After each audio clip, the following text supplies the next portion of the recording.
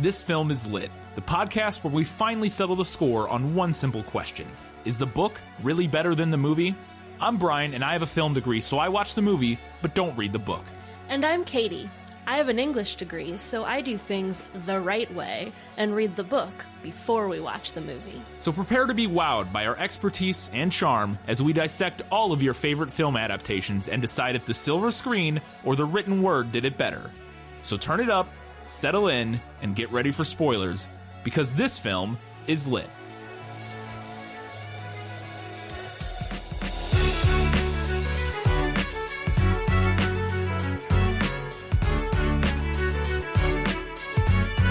Werewolves, vampires, and the human who can't choose between them. Oh my. It's the Twilight Saga, Eclipse, and this film is lit.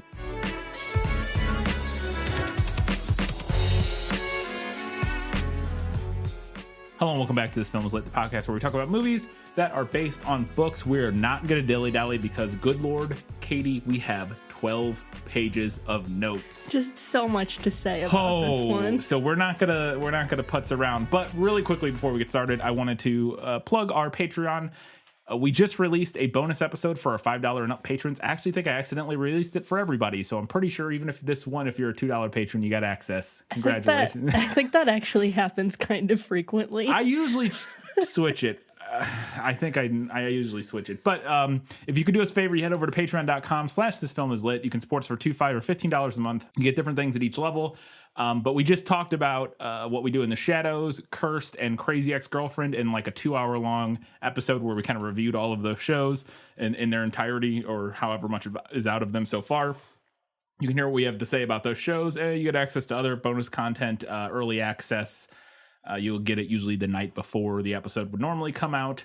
And at the $15 level, you get a priority recommendation, which is why we did Starship Troopers and Mortal Engines and First Blood, a few other ones. So go to patreon.com/thisfilm. This film is, I'm trying to talk fast because we're trying to get to it. This film is lit, and support us for as much as you can. That would be greatly appreciated. Let's dive in with our first segment. We're back to Eclipse. We're back to the Twilight Saga. We have Let Me Sum Up. Let me explain.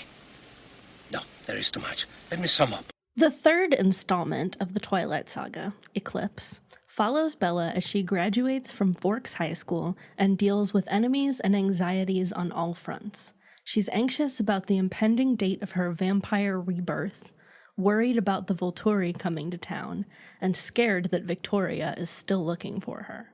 Meanwhile, the death toll is piling up in Seattle, and the Cullens surmise that someone is building an army of newborn vampires. But who? Tensions between the Cullens and the Quileute wolves are running high, as are tensions between Bella and Jacob. In the end, everyone must work together to defeat their foes, who it turns out are also working together, kind of. Dun dun dun, kind of. In a way, in a roundabout way. One of them's using the other one without it doesn't matter. So that was a brief summary of Eclipse. If you have not seen it or read the book, let's get into it. We have so much to say in our Better in the Book, Better in the Movie, and the movie nailed it. But our first segment is Better in the Book. You like to read? Oh, yes. I love to read. What do you like to read? Everything. This is a stupid little thing. It's in the book. It's not in the movie. They're at lunch one day, and I don't even remember when it happens. It's fairly early in the book, but Alice has a line about she's staring at Bella, and Bella says, or no, Alice doesn't even have a line. Bella says in her head to us, she goes, Bella, I bet Bella wishes she could dress me every day, maybe several times a day. And that was the Team Alice content that I need in my book. And I was disappointed that they left that out of the movie because it's such a weird, it's not even a line, so I get why they, it's just a weird it's just thing a to thing say. that she thinks. I don't know. I thought it was strange. And in particular, the she would dress me every day if I let her, maybe several times a day, was like, again, do you know what you're doing, Stephanie Meyer? I feel like you know what you're doing. Maybe you don't. I don't know.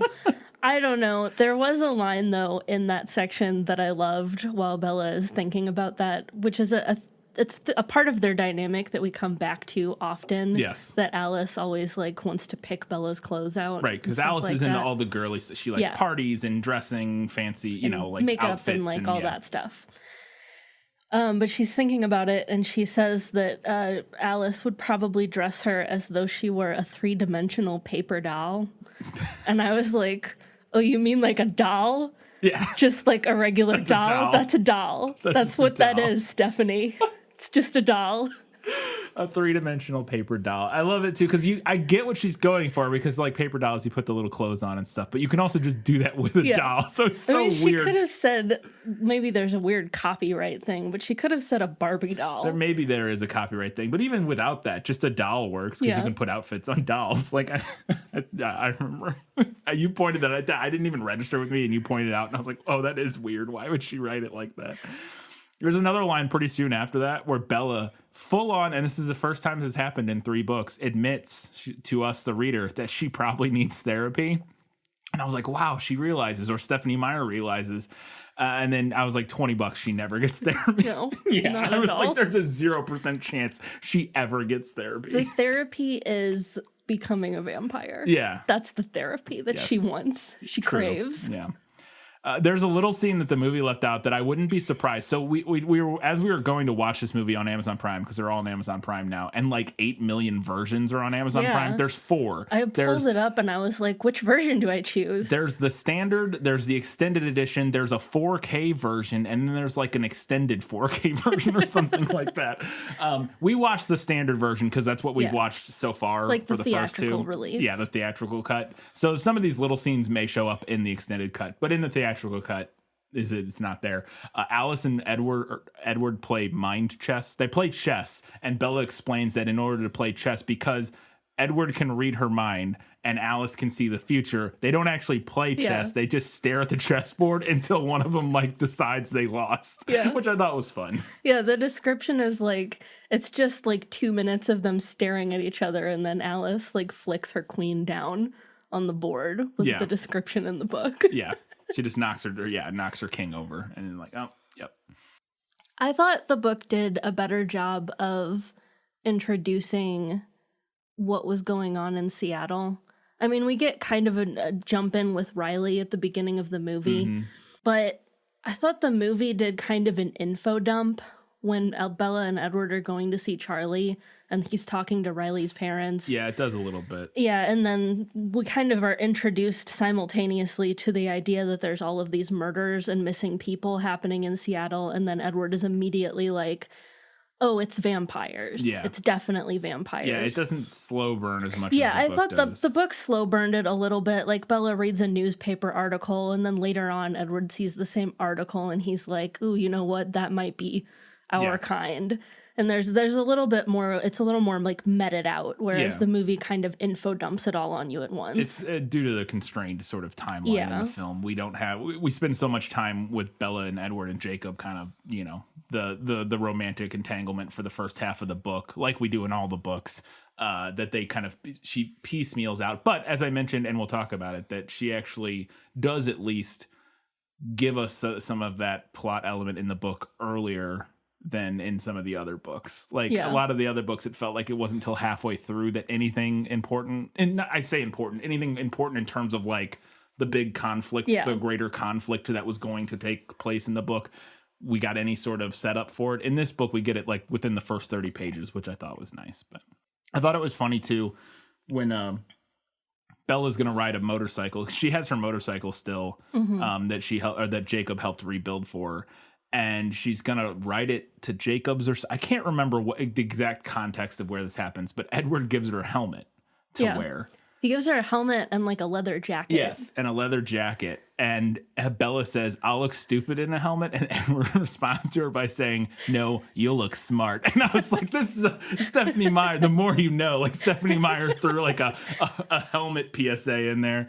Because in the first one, in the previous book, she doesn't wear a helmet. She cuts her head open when she hits the ground or whatever. And I'm sure at some point during the process, and we'll get to it, but this book is of greater than any of the greater than the preceding book, because it's the second in the series, is a response to things that people have said about her work previously.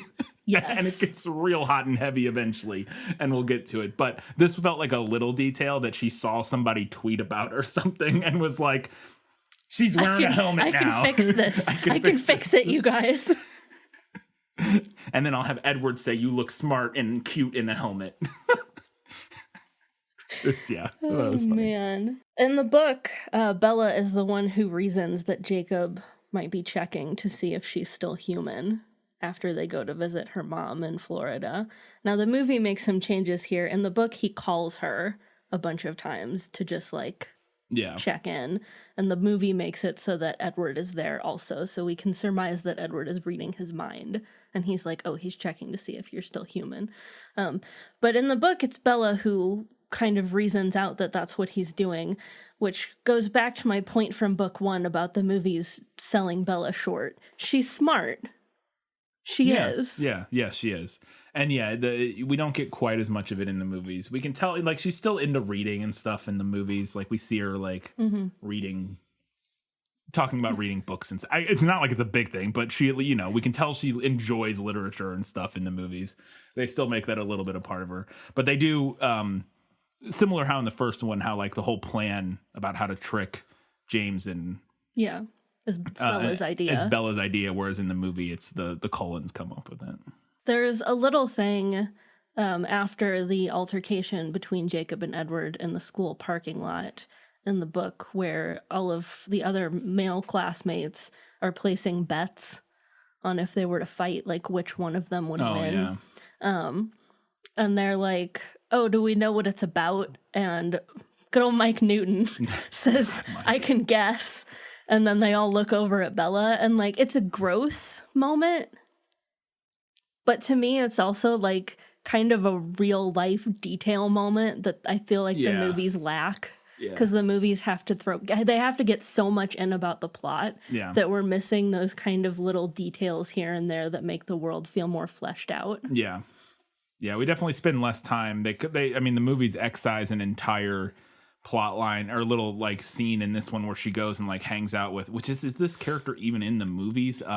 Yeah, she's the one with Angela. Glasses. Is she, oh, okay. Yeah. That's she has nothing to do in the movie. Like she just shows up and she's just there. She has less of a role than Jessica does, whereas in the book she's like more of a friend to Bella than Jessica is at this point. They've kind of grown apart, or her and Jessica have, and her and Angela are more friends. And Angela in the movie, it's just like there. She doesn't have any scenes alone with Bella. Yeah.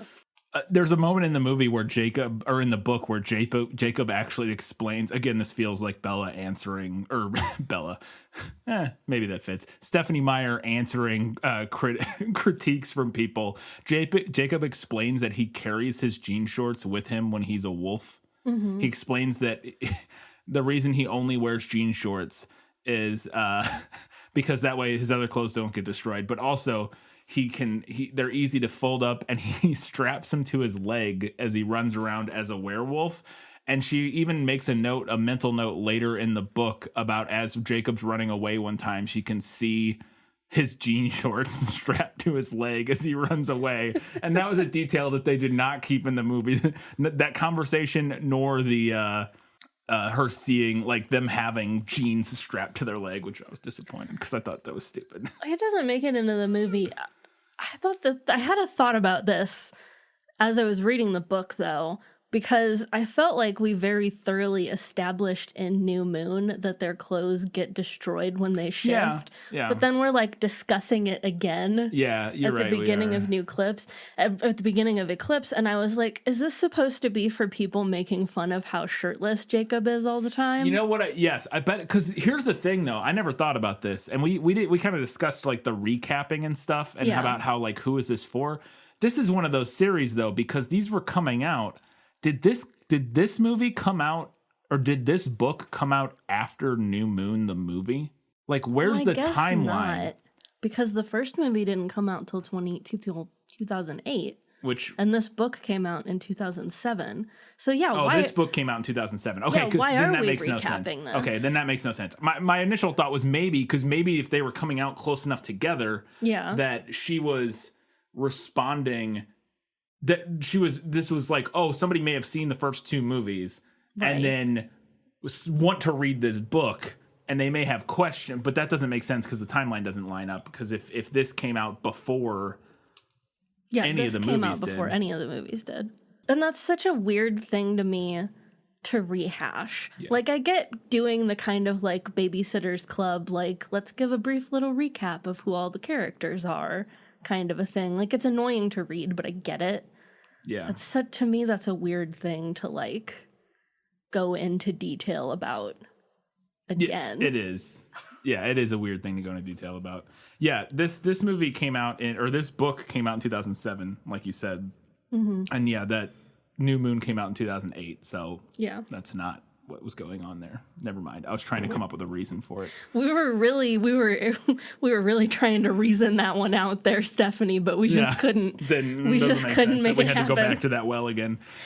I did like the big reveal in the book, and they do it very differently in the movie. There's a moment in the book where Bella first sees the wolves for the first time since the end of New Moon, when she saw, I don't remember what happened at the end of New Moon.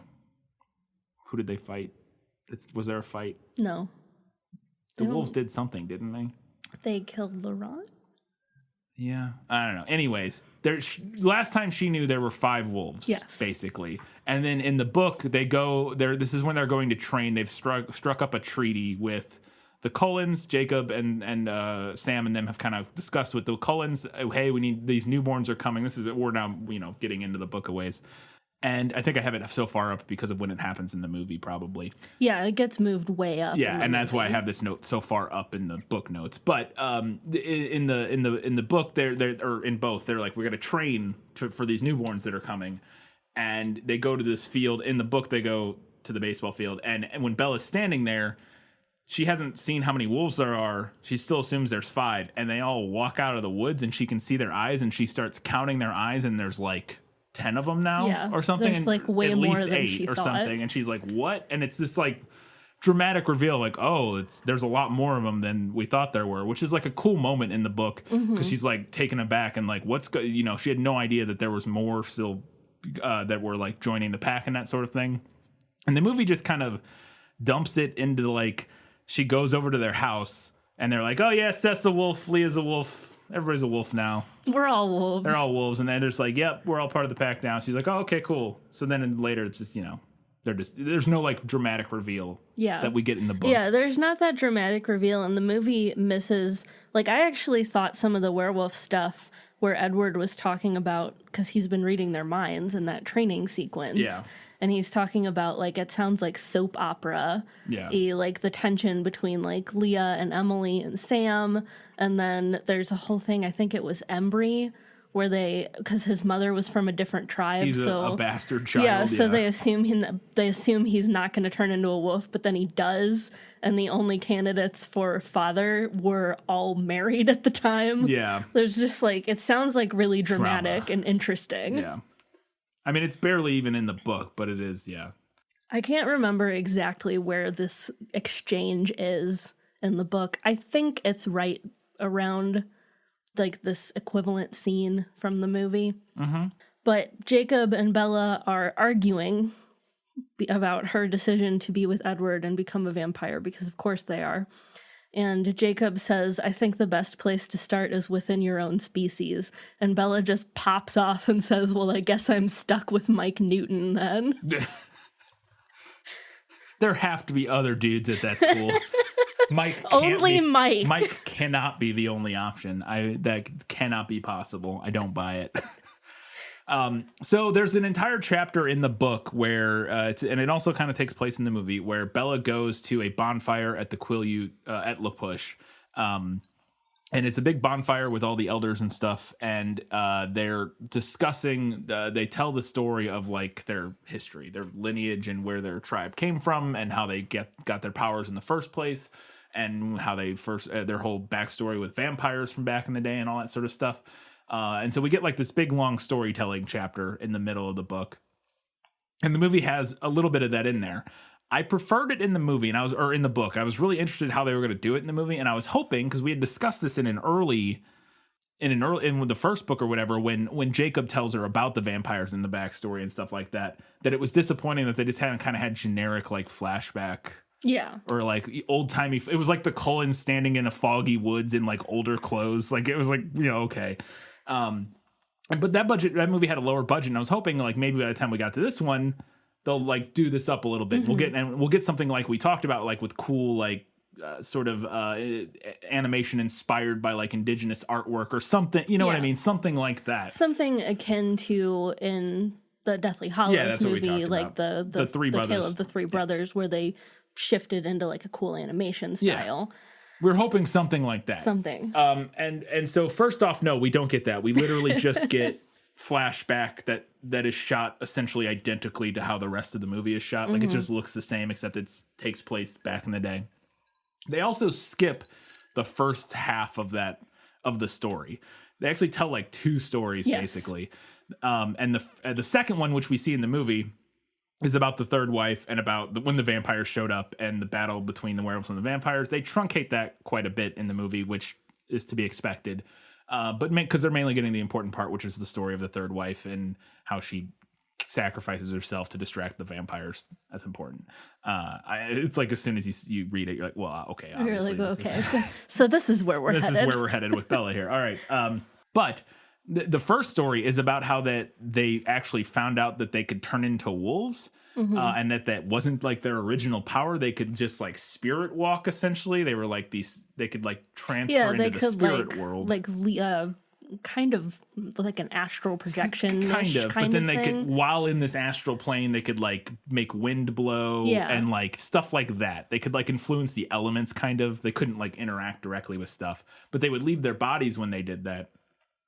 And there's this big, long, complicated story of an evil guy within the tribe who took over the body of the chief and then outlawed the spirit walking thing. And then like he took over the tribe, and then the old chief was trapped in the spirit realm. And then he eventually was able to get into commune with a wolf and gained into a wolf body. And that's how he kind of won. Yeah. So this big, long, it's a cool story. And I get why it's like they left it out, because it's complicated. Right, and it would take a long time to... And we need the story about the third wife. Yeah. Because that's something that's important directly to Bella later. Yeah. I understand the decision to make some cuts. I did think that this was a point where the movie definitely leans on the viewer having read the book. A little bit, yeah, for sure. It definitely helps having read the book to know and already know the story he's telling, because they do truncate it so much that it's a little like, oh, okay. We just get like the bare bones essentials of what we need. There is one little detail that's in the book that wasn't in the movie at the end of the story that I thought was a funny line.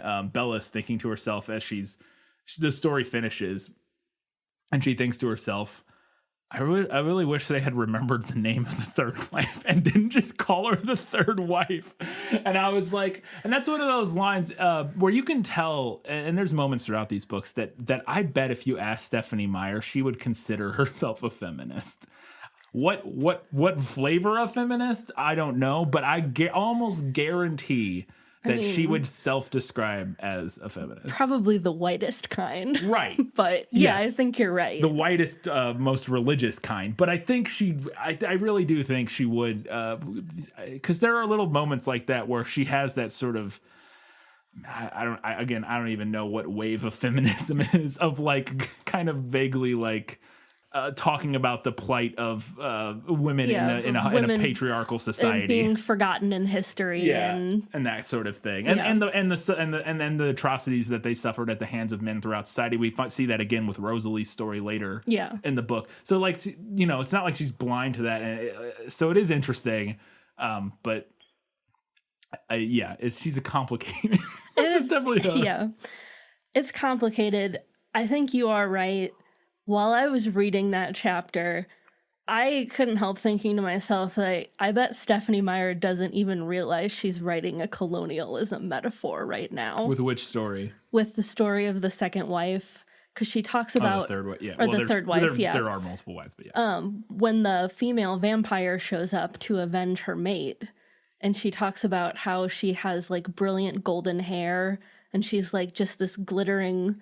like godlike woman who shows up, and like then some of the Native Americans like fall down and worship her because they think she's God. Yeah. And I was like, oh, okay. Yeah. That's the direction we're going here. Yeah. Sweet. Yeah. I mean, it's funny because you could write that without even thinking about it, because that's how current, like, that's just how everybody sees the vampires, because they're like all Yeah. like, for whatever reason, when you get bit, you become a supermodel. There are apparently no ugly vampires. I don't know. At least the book seems to imply that that's the case. They're But all beautiful. Yeah. Beautiful, beautiful vampires. yeah, There's a scene, I think this happens after this. it's around this time. It's around this time. I was looking back at my notes trying to figure out, because the movie moved so much The stuff movie around moves everything that I was around. like, I don't even remember exactly when this happened. But there's a scene in the movie that's not in the book that shows the character Riley in Yes. Bella's house and like he picks up her shirt, Yeah. which is something from the book. He does Yes. take her shirt. And I like that they put that in there, but I kind of wished the movie hadn't like pulled back and revealed that it was Riley, and they had just showed like some mystery person sneaking Yeah. around her house. Yeah, that might have been better. It is. I have a whole thing about this later in another segment about the whole Riley plot and the two different ways the movie and the book handles it. And it's really, it's such a mess, because it's a mess to me in both. Like the book tries to like make it a more central element, like Riley a more central character. And so I think they wanted this recurring, us seeing him and thinking he's the one and trying to figure out what his deal is. Whereas the book's mystery is like, who at all is behind any of these things that are going on. Whereas the movie's like, it's him, but what's his deal kind of like idea, I think is where the movie takes it.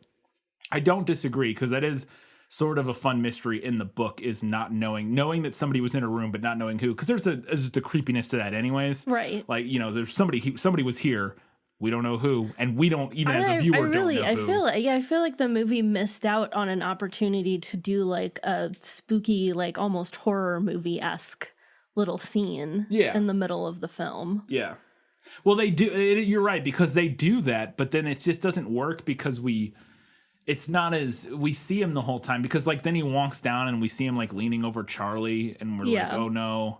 And I don't disagree that maybe, but I think they were between a rock and a hard place with like, if we don't show who it is, we're going to have to explain this later, who this is. That's true. And then it's not like, oh, then it's not an effective scene. And like, they're like, oh, I guess that was Riley. Like we have to flash back to this or something, you know, so they're like, oh, we can just show it now and show that it's this guy that we don't know who it is and don't know what his motivation is. And maybe that's the mystery of the scene. And that's what makes it scary. It's that, we'll talk about it more later, but that whole plot is kind of a mess in both, in my opinion. There is a nice moment in this, and this is where I was really starting to be like, oh, Stephenie Meyer's really coming around to some extent in this book. And this is, like I said, I think this book very much feels like a response to a lot of the criticism she got about the first two books, is that Edward pretty quickly on a dime becomes not a monster in this book, and we'll talk about it more in this book. The movie's different. But there's a moment in the book where they're discussing her becoming a vampire, and she's like, well, I should do it now because I'm vulnerable now. These people are, Victoria's after me. There's the Volturi, all this sort of stuff. I'm a liability. You should turn me into a vampire. And Edward says to her, he goes, look, we're going to do it, but I don't want to do it when you're like, when you feel compelled by this threat of something else. Like not because you're scared. Yes. Yeah. I don't want you to be scared into this choice. I want you to make this choice because you want to, not. And I was like, well, you know, that's, and again, a lot of those moments throughout the course of this book all feel like direct sort of like direct criticisms to how controlling and overbearing Edward feels in books 1 and 2. Yes. And that was just one of those moments. And it's not, they don't really discuss that aspect of when she's going to become a vampire in the movie. So I threw it in, although it's complicated because the entire character of Edward is completely different in the movies. And we'll get to that in a little bit. And this is another specific line. This is after Jacob kisses her in the book, which again, this all plays out so differently in the movie, in my opinion, compared to how it reads in the book. Jacob kisses her, and Edward comes and he comes and confronts Jacob about it. And the scene happens in both the movie and the book. But the line in the book is that Edward says to Jacob, if she wants you to kiss her, I won't object, but you might want to wait for her to say it rather than trust your interpretation of body language. And that, again, that's another one. It's like all of a sudden, like Stephanie Meyer is like queen of consent, kind of, sort of, within the same book. It gets very messy in that regards later, which we'll talk about. But and that line's kind of in the movie when Edward confronts Jacob. He says, "Don't touch her against her will again." I did prefer the book line because the added line of like, if she wants you to kiss her, I won't object, and like it feels like it feels like he's being less possessive, but then he immediately in the book after that line goes on to say, "She's mine." So it's like, all right, well, you were going the right direction, and then I don't know, like it's all such a mess. The book really is just like, it goes back and forth between like, oh look, you're getting a little better with like the people not being creepy, controlling, abusive monsters. And then it's like, oh, nope, they are again. I don't know what's going on. There's a couple little moments after Bella breaks her hand when she goes to get it set up by Carlisle. Yeah, she punches Jacob in the face. She punches Jacob in the face, and that breaks her hand. So Edward takes her to see Carlisle. There are 2 Emmett moments. Ah, yes. One is that as she's coming up, she mentions that he's acting like a car jack to hold up the Jeep while he's holding Rosalie the Jeep up. works on it, which I love. Yeah. Second was a change that the movie made when he sees that her hand is broken. In the book, he says, "Oh, did you fall down again, Bella?" Yeah. And in the movie, he says, "Were you trying to walk and chew gum?" Ah. And I felt like the movie was more patronizing. A little bit, yeah. Like in the book, to me, it feels like he's just kind of ribbing her. Like playfully ribbing. But in the movie, it felt a little bit like, oh, you're trying to walk and chew gum. Like, I feel like that's more of a dig on her intelligence. Yeah, Whereas, it's a coordination dig, which they both are. But I see your point that it feels more mean-spirited than fall down again. Yeah. I don't think this got mentioned in the movie, but when they first figure out that they're going to have to fight this newborn army, the first thing that Carlisle does is call the Denali clan. Yeah, in Alaska. The Alaska vampires, who are friends of theirs. Mm-hmm. And the Alaska vampires won't help them because Irina was apparently shacking up with Laurent in the last book. And she's upset that Laurent was murdered. So they're basically like, well, we'll help you if you'll help us take out the werewolves. Yeah. And Carlisle's like, oh no, we can't do that. Yeah. Yeah. Yeah, they're mad that the werewolves killed Laurent, or she is specifically, and so they won't come help. Yeah, they don't go into any of that trying to get help from other vampires in the movie. They just very quickly form a loose truce with the wolves. we both had this note. Alice plans a graduation party because she is graduating from her, and they're all graduating from high school, but Bella for the first time. And they're having a graduation party at the Cullens house, and Bella is preparing to get to the party, and she's getting dressed, and she's trying to find a top to wear, and she wants to wear a red top, but a red top got taken by Riley. We find out eventually. At the time in the book, they don't know, but it got stolen, and so like she's like, my clothes are missing. I don't have anything to go with my khaki skirt. The return of the khaki skirt. We both had the exact same note. The khaki skirt returns, or the return of the khaki skirt. It's like, Bella, it's your high school graduation party. Can you not wear wear whatever you want, but come on. But also a khaki skirt. A khaki knee-length, floor-length skirt and a blouse. She ends up wearing, in the book, Alice brings her something, a sweater to wear, and like a sweater and a skirt. A skirt or something. Set, which I can't imagine anything that doesn't look mumsy when you say to me like sweater skirt set. But but Alice also has a line in that scene that I love. Yeah. She's like, for crying out loud, you only own one skirt. Yeah. And I love the idea that not only does this khaki skirt exist, but it is the only skirt that Bella owns. Yeah. Other than that, it's just blue jeans. Which, wear whatever you want. But it is just funny that the floor-length khaki skirt is such a... It's only super funny because the when she wears it in the first one, Edward's like, you're the most beautiful woman that I've ever Which seen. Which is amplified by Stephanie Meyer being Mormon. Yes, yeah. Oh, it's so good. There are a couple moments in the book where Alice and Edward act like siblings. I probably have this in the wrong place, but I couldn't figure out where to put it. Like there's parts where like he's trying to like elbow her and like mess up her hair, which I thought was cute. I was really looking forward to the party scene in the movie, and I was very disappointed. Yeah. The way it's described in the book, it sounds much more entertaining. I felt like they missed a lot of like visual gag opportunities. Yes. It could have been a really funny, and they didn't have to do a lot of it. They could have kept it brief. Just a little montage, like Yeah. a 15-second montage, of character interactions, because we have all the humans. All the This humans. is the first time they've all ever been to the Cullens. All the vampires. And then the werewolves show up. This is comedy gold, Yeah, you guys. and the book kind of writes it that way. There we have these moments. There's like this awkward moment where Jacob and the pack walk in the front door and just like don't know what to do, and they're just standing there like awkwardly in the doorway. And I was imagining like a record scratch or something, you know what I mean? Like, what are they doing here? I don't know. Then there's like all the humans interacting with the Cullens. Again, this has like been built up because everybody's talking about how like nobody ever goes to the Cullens' house. The reclusive Cullens, nobody's ever been to their house. We don't know what it looks like on the inside. Yeah. And then on top of that, we get the description in the book is that Alice has like crazy done up the house. She's and, like basically made it into a nightclub. Yeah. And there's like strobe lights and all this crazy stuff. Yeah. And there's one moment I love where Bella says, I saw Emmett grin at Mike over the food table, the red light gleaming off his teeth, and watched Mike take an automatic step back. Like, that's a no-brainer. A no-brainer. Give us that 3 It's seconds. 3 seconds. It's hysterical. Yeah, and especially because Emmett would be, that's the perfect character. He's so good at like that type of, in the movie, he doesn't get a lot of it, but he does that type of humor really well in the movie. Yeah. That sort of oafy, like, Shrek humor, for lack of a better word. I don't even know.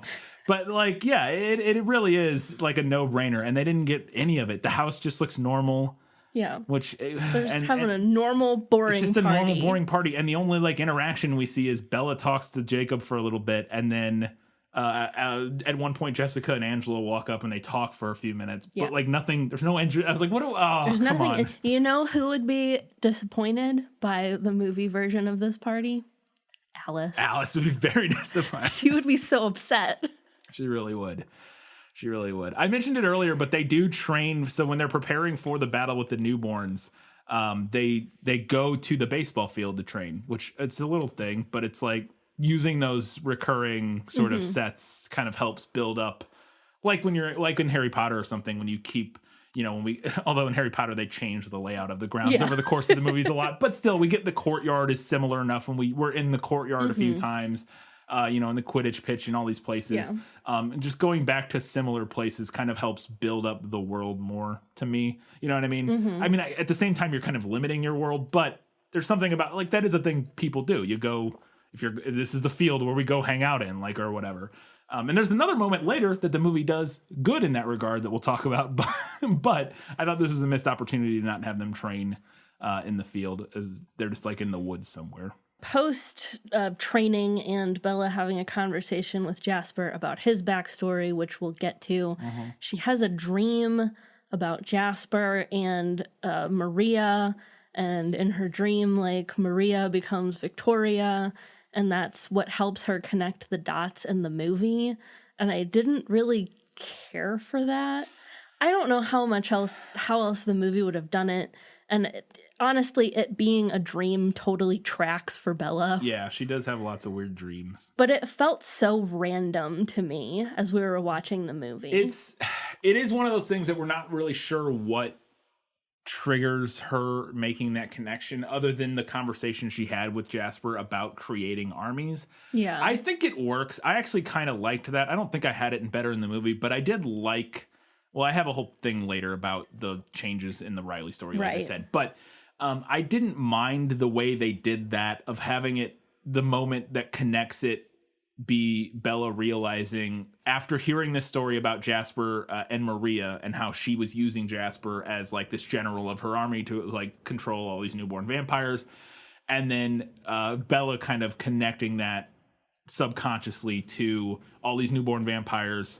Oh, and somehow that they know about Riley, but like they haven't talked about it a lot, so I don't know how she would know he was It doesn't make a ton of sense, but I didn't hate it. It also helps for the viewers. Like, it helps tie those.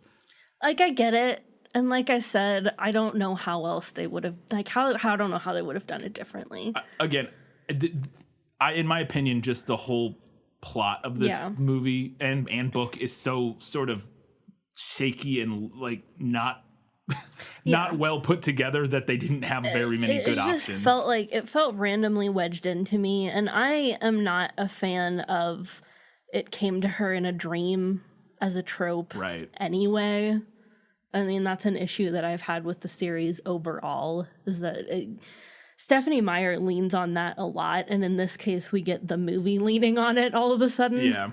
So, in the book, Edward buys Bella a bed so she can stay at his house overnight comfortably. When he kidnaps her. When he kidnaps her, yes. Which does not happen in the movie, and we'll get to that.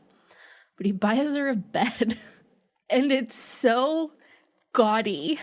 It's like this wrought iron bed covered in wrought iron roses with like a shiny gold coverlet. Yeah. And it's so painfully late 2000s edgy, and I really wanted it to be in the movie. I would argue that it is. I felt like the movie was just a regular bed with an ugly gold coverlet. Does it have roses on it? It does. Are you sure? Yes, because I thought I noticed it. I hadn't read your notes, and I was like, it did. I noticed it in the movie. It's not what I would imagine. So in my head, when I read, I thought the headboard basically was going to be this big, elaborate, ornate. Yes, that's not what it is. It's a banister bed, but they're on the top part. Oh, that's not what I pictured. It's not, but I mean, it is wrought iron, and it has roses on it. It's just on the top, like on the ceiling of the. It's a whatchamacallit, like a four banister. Is it a banister bed? Whatever that's called, like where they have the big poles that go up. A 4-poster bed? Is that what it's called? I don't know. I don't know. Whatever, where it has the big things and you can put like curtains around the side. It's one of those in the movie, and the top part does have like ornate wrought iron detailing with roses on it. Okay, well then I But it's not on the I will headboard. amend my note. I wanted the exact horrible bed that I pictured in my mind. Yes. I understand. I was just like, when I read that, I was like, well, I think it did have the roses, but it wasn't. I will say, I agree. It wasn't where I was expecting them. I was expecting it to look like if you made a movie, a horrible late 2000s movie version of Beauty and the Beast, and there was like a wrought iron gate, and it would be covered in wrought iron roses. Yeah. That's what I was imagining, but a bed. Yes. No, I completely agree. I mean, I would imagine if they would just had the thing that was up above them, just on the headboard area, that would have been kind of what I was viewing. But Edward has such bad taste. He really does. He had just the worst taste. He collects CDs like a fucking weirdo. We both have this note, but the ring in the movie is hideous. Oh my God, I will die on this hill. That ring is all wrong.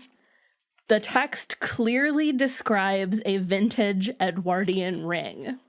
I know that it does, because I wanted a vintage Edwardian ring forever, because they're so pretty, and that is clearly what is described in the book, and they changed it to make it easy to mass produce at different price points, and it is so ugly. It is hideous. It's the worst ring I've ever seen. I guess it does sound similar in the description now that I'm reading it again, but it is. I envisioned something way less ugly than the one in the. Yeah. So here's the description from the book exactly. The face was a long oval set with slanting rows of glittering round stones. The band was gold, delicate and narrow. The gold made a fragile web around the diamonds. I'd never seen anything quite like it. So that's it. In my head, I had originally read that as when I read the face was a long oval, I had pictured that as a single stone, and then the smaller with the slanting rows of glittering round stones around it. But reading it again, I don't know if that is actually what the description is supposed to be. Okay, all of you listeners, Google vintage Edwardian engagement ring, and you will see what will come up is a ring with smaller diamonds creating a pattern of some sort, and then there's usually metal webbing around it, like the freaking book describes. Yeah. And the movie version is so ugly. It is. It's swear hideous. to you, it's so. I will die on this freaking hill. This is the worst sin of the movies. Her ring is so ugly. They don't even establish that the ring belonged to his mother. Yeah, in this movie. I don't think they do. Yeah. No, they don't. Maybe they do in the extended version. I don't know. But it pisses me off. One, because I like vintage rings. Two, because they so clearly changed it to make it easy to mass produce. Oh, yeah, because you could do that super easy. Yeah, it's just an ugly, plain fucking ring. You heard it from me. It's hideous, and I hate it. I also prefer the book proposal. In the movie, it's a much more like dramatic, like classic sort of proposal. Like he gets down on one knee and tells this story, and does the thing, and she jumps into his arm, and he spins her around and all that sort of stuff. In the book, unless I'm misremembering, she seemed much more reluctant still, even though she says yes in that moment, and she is like happy. Yeah. Isabella Swanee looked up at me through his impossibly long lashes, his golden eyes soft but somehow still scorching. I promise to love you forever, every single day of forever. They kept that line in there. Will you marry me? Will you marry me? And then there were many things I wanted to say, some of them not nice at all, and others more disgustingly gooey and romantic than he probably dreamed I was capable of. Rather than embarrass myself with either, I whispered yes. Thank you, he said simply. He took my left hand and kissed each of my fingertips before he kissed the ring that was now mine. And that's it. Like, I don't know. In the movie, it just feels like they wanted to play up, like, the moment in a way that felt not in character. Yeah. At least for Bella, particularly. There's no cliche scene in the book where all the newborn vampires walk slowly out of a lake like they're zombies or like they're the Pirates of the Caribbean. Because that's what that moment was, or they're they're Navy SEALs going to assassinate Osama bin Laden or something like that. Literally, all of those things jumped into my head. They're definitely stealing on that imagery, but it's just all the newborns walk out of a lake, and I'm like, why were you in the lake? Why didn't you go around the lake? You guys walk. It's a little lake. There's no reason for them to have been down there. Like when it happens in Pirates of the Caribbean, it's because they're like walking from the boat to the shore or whatever. Like I don't know. I thought the whole thing was dumb. And that scene is not in the book. There's a point in both the book and the movie where Jacob and Edward have a conversation. We'll get to that later. I did want to point out, though, that the movie leaves out Edward's point to Jacob that he could always imprint on someone and have no choice but to leave Bella, which I thought was an interesting thing to bring up. Yeah, in the whole scope of that conversation about which one should she choose? Yeah, it's like, well, yeah. Like, what if it turns out you're Leah Clearwater? Yeah, what if you imprint on someone and then you just leave her for nothing? Yeah. Or not your Leah. He's talking to Jacob in that moment. But yeah, what if she ends up being your Leah Clearwater? Yeah, for sure. This is a moment that I cannot believe is not in the movie because it's freaking hilarious in the book. During the big final fight, Riley and Victoria show up, and it's Edward and Seth Clearwater versus Riley and Victoria. And Riley is facing off with Seth, and Edward's facing off with Victoria. And there's all kinds of stuff happening. And at one point, Seth does rip off Riley's arm or something. And that kind of happens in the movie. We see him rip his hand off at least. Some stuff happens. I don't remember the exact context in the book, but Bella's falling over and Victoria's running at her, and it's described as she sees something white streak through the air and hit Victoria and knock her off course or whatever. And then Edward catches up to her and tackles her or something. And then Bella realizes after she gets her bearings that it was Riley's arm that Edward had chucked at Victoria's head. And I don't know how. I guess they thought it was too silly, but I'm really upset that they left out that detail from the fight because they had Riley's arm get bit off and then he doesn't throw it at Victoria's head. And I was like, come on, guys. So disappointing. Something else from the fight scene that we both had a note about was that after Edward and Seth finish off Victoria and Riley, they work together to gather up all the pieces and to burn them. They burn the corpses, and then they're standing there gazing into the flames and they do a fist/muzzle bump. This is And that would have been so adorable. How do you not fire the entire writer's room when this moment doesn't make it into the script? It's such a cute moment. This is Marvel, like Marvel movie, like humor moment in this thing before it, not before it existed, but like, this book came out in 2007. That's like around the same time as Iron Man came out. So it's in that same ballpark. But yeah, this is that perfect moment for that I just was astounded. I literally had put this moment in the movie Nailed It before we watched the movie. I was prepared to see this happen. Yeah. Because it's something else, like some of the other details that we've talked about, it would have taken 3 seconds. 3 seconds. To put that in your movie. You could even do it after the fact. Like, and take 3 seconds, and it's just such it adds some humanity and like extra layers to Edward. And it's cute, it's fun. It just makes no sense to leave it out. It makes no sense to not have some fist bump Seth's nose. Yeah, I don't get it. I was kind of disappointed that when Bella and Edward get down to the battlefield and they see Bree, the newborn who surrenders, that she's not even acting like a newborn. Yeah. Like, she basically just sits there quietly. Yeah. Where in the book, she's, like, beside herself. She's, like, freaking out and trying to get the Bella. Like screaming and freaking out. Yeah. And trying to get to Bella.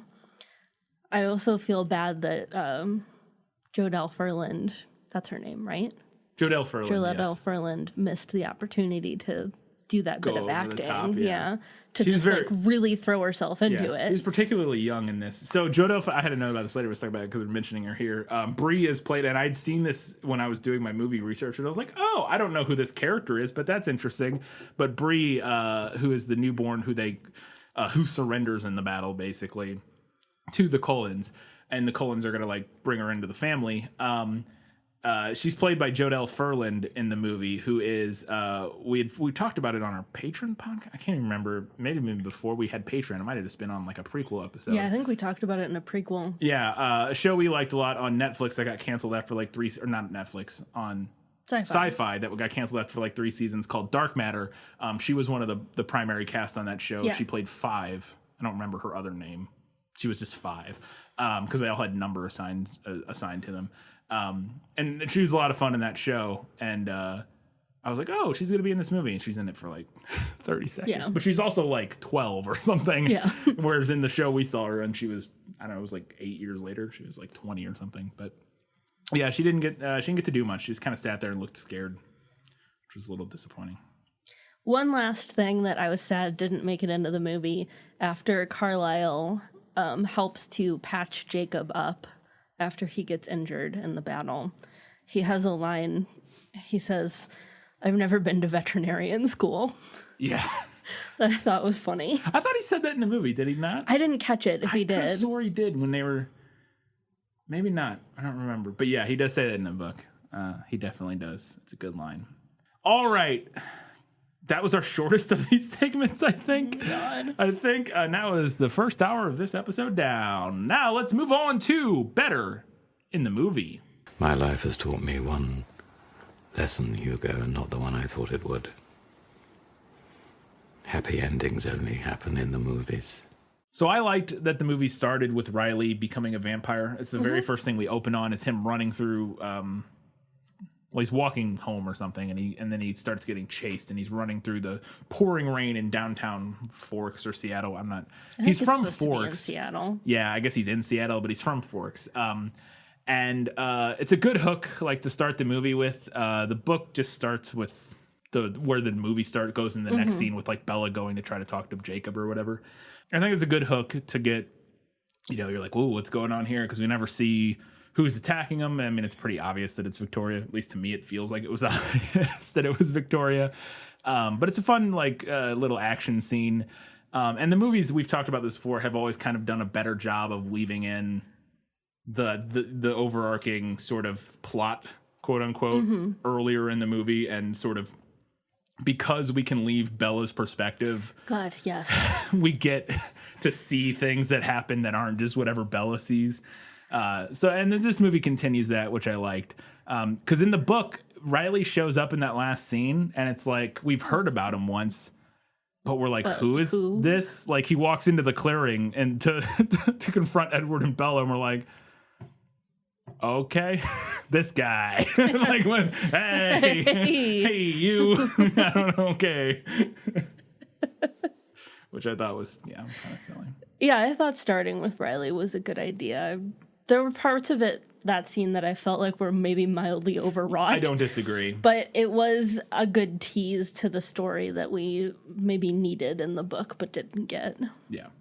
So I have this in better in the movie because this made me laugh so much when I read the book, and it felt very sort of petty and a little too meta, and maybe like the movie was like, okay, we're not going to put your like we're not going to do that. Your screeching defense of, I don't want to use the word screeching, but your thinly veiled defense of your book series in our movie. There's this whole conversation that Edward and Bella have about Wuthering Heights in the book. Good Lord, yes. That is incredible. She reads some of Wuthering Heights in the movie. Like, I think she reads like the fire, the death by fire and ice. No, that's a Robert Frost poem. Then there's a different part where I'm pretty sure, I swear she reads something from Wuthering Heights at some point in the movie, but we don't have the conversation about it. It's one of her favorite books, Bella's favorite books, or at least she reads it a lot in the book. And Edward is like, he hates it. And he's like, the characters are ghastly people who ruin each other's lives. And then it goes on from there. And I was like, oh, okay, very meta, Stephanie. I get what we're doing here. It goes on from there. It would be great, this is Edward, it would be great if they had one redeeming quality. And Bella says, that's the point. Their love is their redeeming quality. And I was like, Stephanie Meyer, come on. And it's just like, I can imagine Stephanie Meyer just like angry typing at her keyboard. She's like, oh yeah, well, if you think about it, Twilight's basically Wuthering Heights. Are you saying Wuthering Heights is a bad book? Like, I don't know. It's just, I laughed out loud reading that whole like two page and a half or whatever. It just felt very it's silly. Yes. It's just clapping back at people in your book in a way that didn't, I don't know, it made me laugh a lot. There's a doozy of a line in the book that got left out of the movie where Bella is considering her options for turning into a vampire because Edward won't do it unless she marries him. Mm-hmm. And she's thinking about it, and she's like, I wanted his venom to poison my system. It would make me belong to him in a tangible, quantifiable way. Yeah. And I was like, woof. Yeah. The sort of very obvious, like, virginity analog is in the movie, but it's not leaned into as hard as it is in the book. And the book has some very choice, horrifying lines in that regard. And that is probably the one that stands out the most, where it's just like, oh, God, all right, we're doing that. We're talking about venom poisoning you. I mean, because that, if it's not clear, that the metaphor here is that her becoming a vampire is synonymous with her losing her purity, which is synonymous with her having sex. It's something, I mean, it gets into it in the book. She actually wants to have sex before she becomes a vampire so that she can do that as a human, that sort of thing. But very clearly, sort of symbolically, Stephanie Meyer is tying that loss of your virginity to the process of becoming a vampire and you becoming poisoned, and then thus her belonging to Edward because he's the one who put his poison in her. Like, it's not subtle, and it's very problematic. So there's a scene in the book and the movie where Bella kind of Edward talks Bella into going to Florida, and we don't know why in either right away. He just sort of is like, hey, you should go to Florida. Remember those plane tickets my parents got you to go visit your mom? And she's like, no, I don't want to, or whatever. In the movie, the reason I like the movie scene better is, and this kind of gets to Edward's different character difference overall, which we'll get to, is that in the book, Edward brings it up to Charlie in the presence of Charlie, the fact that she has these plane tickets to go visit her mom, but then brings up the fact that he's going to go with her, and then Charlie tries to tell her he can't or she can't, and this forces Bella to want to go now because she's fighting, like she's arguing against Charlie and like him like trying to control her. And Edward knew this was going to happen, so he essentially manipulates Bella in the book into arguing with her dad so that she'll go to Florida with him because that's what he wants her to do. And it's very manipulative and gross. Like, and now it's not completely dissimilar in the movie. In the movie, he brings it up in front of Charlie, so Charlie's like, "Oh, that's a great idea. You should do that. You're doing that? Great, go." And so he kind of does it to kind of force Bella's hand, but it doesn't feel nearly as manipulative in the movie as it does in the book. And that, again, is by the nature of the fact that Edward is just not as manipulative and controlling of a character in the movie as he is in the book at this point. Kind of over the courses of the whole movie. The movies kind of took the criticisms of Edward and Bella's relationship over the course that they've heard since, and from the beginning of the movies, sort of course corrected. Stephenie Meyer starts doing it in book 3 a little bit because of what she's been getting back. And the movies were able to do it from the beginning. So at this point, Edward's already not as much of a terrible person and controlling person as he is in the book. So I liked that more in the movie. I also thought, so when they do go to Florida, that getting her to see her interact with her mom was a good idea. And then her mom gives her like this present of their old tour shirts or something as like a quilt. I thought it was a good idea because we never literally in the books, we never get a single interaction with her mom. Yeah, we never so far, see her interact with her mom. Not once. She talks about it in the scene in Florida in the book. They're like, "Oh, we're gonna go," and then in that chapter ends. It jumps to them like, "Oh, we had a great time in Florida." It jumps from "we're going to Florida" to "we're back from Florida." It's like, oh, okay. Yeah. And in the movie, we actually see a short scene with her talking to her mom, and I think it does help cement the sort of difficult choice she's making that by becoming a vampire. The book talks a lot about her relationship with her mom, and like she talks about how much it's gonna suck to not be able to see her and be around her, but we never actually see it. We never get it. Yeah, no, I thought the movie made a good call to actually show us a little bit of that. I thought the t-shirt quilt was really cute. Yeah. That's like a cute memento of their relationship. I also thought the movie made the good decision to kind of smash together two metaphors that the book uses. So in the book, her mom talks about how Bella like orbits around Edward and like has this whole metaphor about like planets and moons and like when he moves you move. And then later on in the book there's this whole really wild scene where Bella's trying to force magnets together. And she's like, "Oh, it's just like vampires and werewolves, I can't force them together." And the movie kind of smashed those together to have her mom be like, "It's kind of like magnets. Like when you move one, the other one moves." And I was like, there you go, movie. Yeah, because in the book, she has the moment early in the book where she's like trying to force the magnets together, but there's no context for it. She doesn't think anything about it at the time. And then like months later, she's like, "Oh, I remember that time I was trying to stick those magnets together. That's like Jacob and Edward." It's like, okay. It was like that magnet thing, reading the book. I was like, wow, this is an overwrought metaphor, Stephenie. Yeah.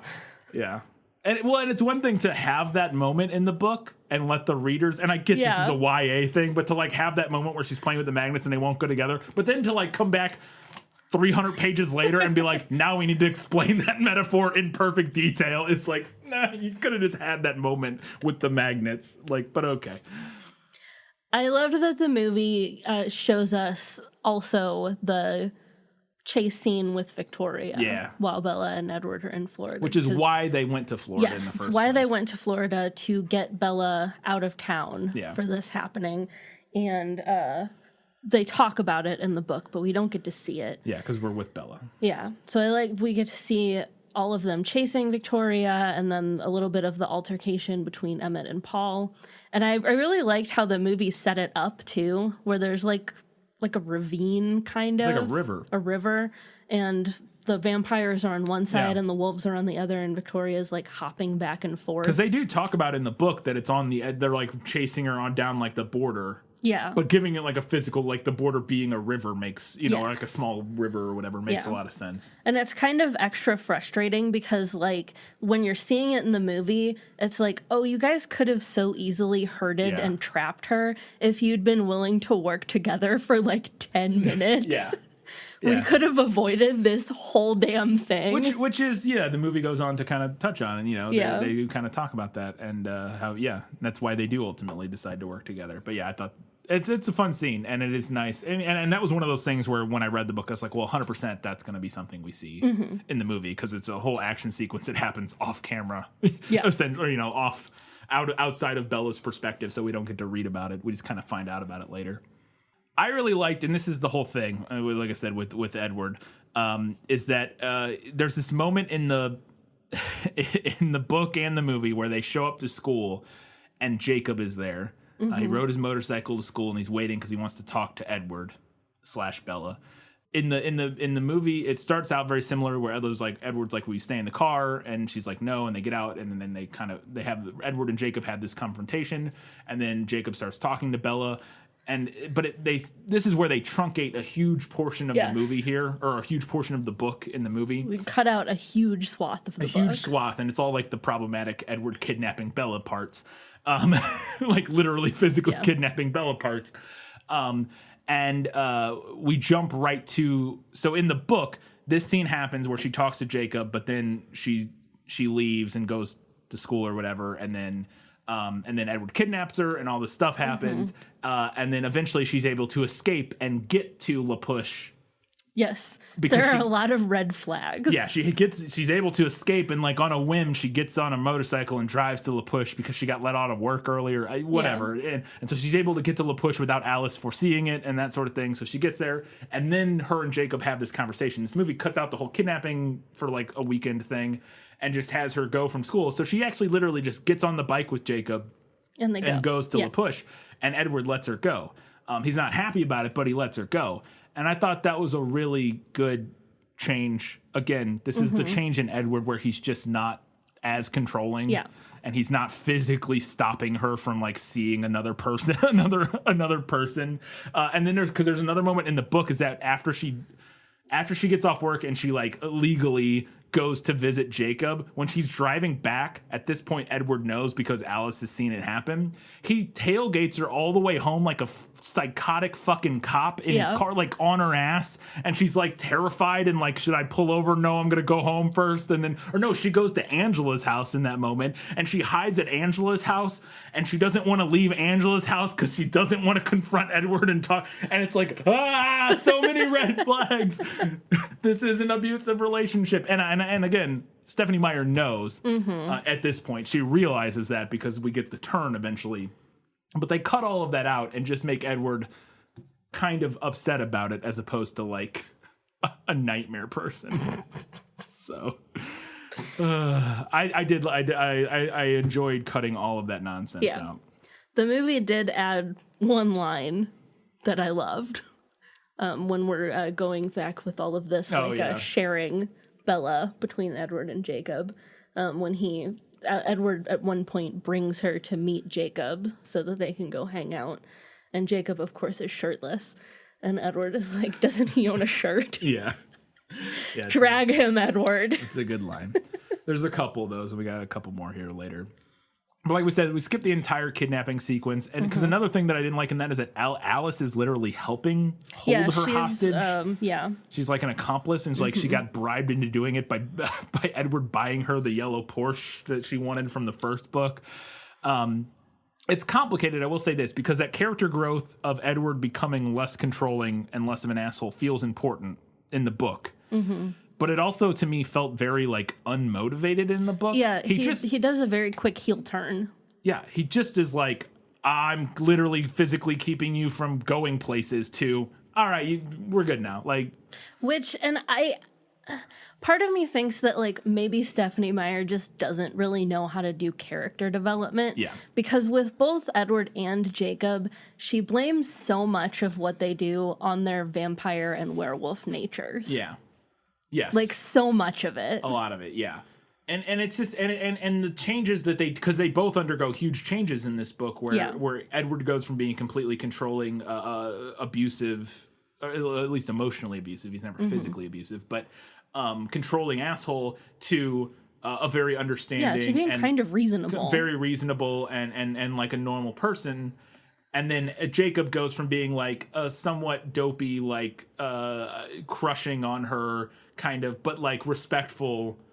Kind of dweeb to like literally like a raging incel over like they like flip flop in the book, and the movie takes both of those kind of turns and like smooths them out into like a realistic smooths things out, tamps things down.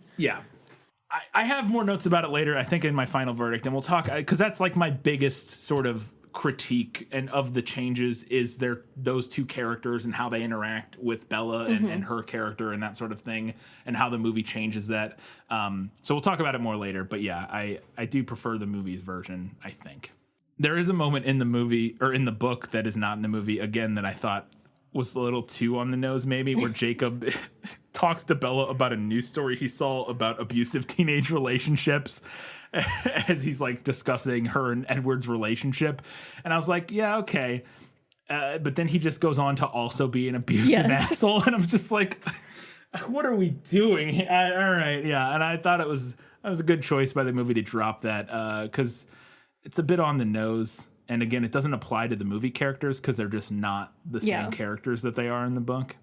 Yeah, it's a bit on the nose. And to kind of speak further a little bit to both of their heel turns and character changes, it did feel a bit to me like Stephenie Meyer was trying to quell Team Jacob with this book. Yes. And the movie doesn't necessarily.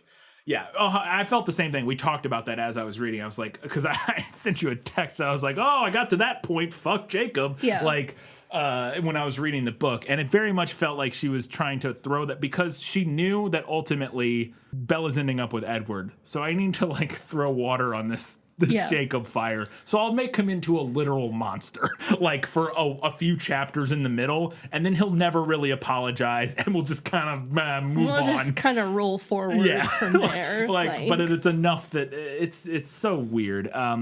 Also, we get the whole thing where Jacob explains the imprinting thing in the. We get this. I have a scene in the movie Nailed It because Jacob does explain that in the movie. But what he doesn't explain in the movie, and I was super glad because it's in the book, is that Jacob explains that Quill, I believe it is, imprinted on a 2-year-old because age doesn't matter. You can just imprint on whatever.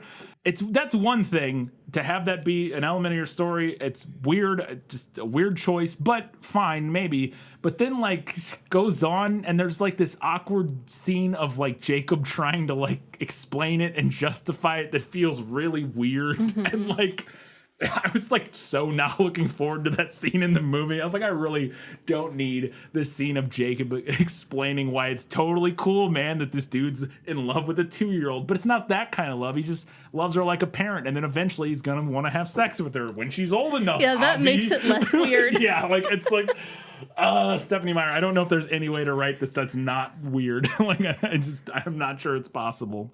And speaking of Jacob and how much of a monster he is in the book, the scene in the movie where he kisses her is the first time in the movie where he kisses her, to me, is less rapey and awful in the movie than it is in the book. I don't know. I mean, we don't have to read a line about him forcing her mouth open. The whole thing is that whole scene is a nightmare. Is just horrible. It's just a nightmare. Yeah, he literally. I mean, but it's not better later. I will say that the scene with them later isn't a whole lot better. Where it's supposed to be better, it's not, in my opinion.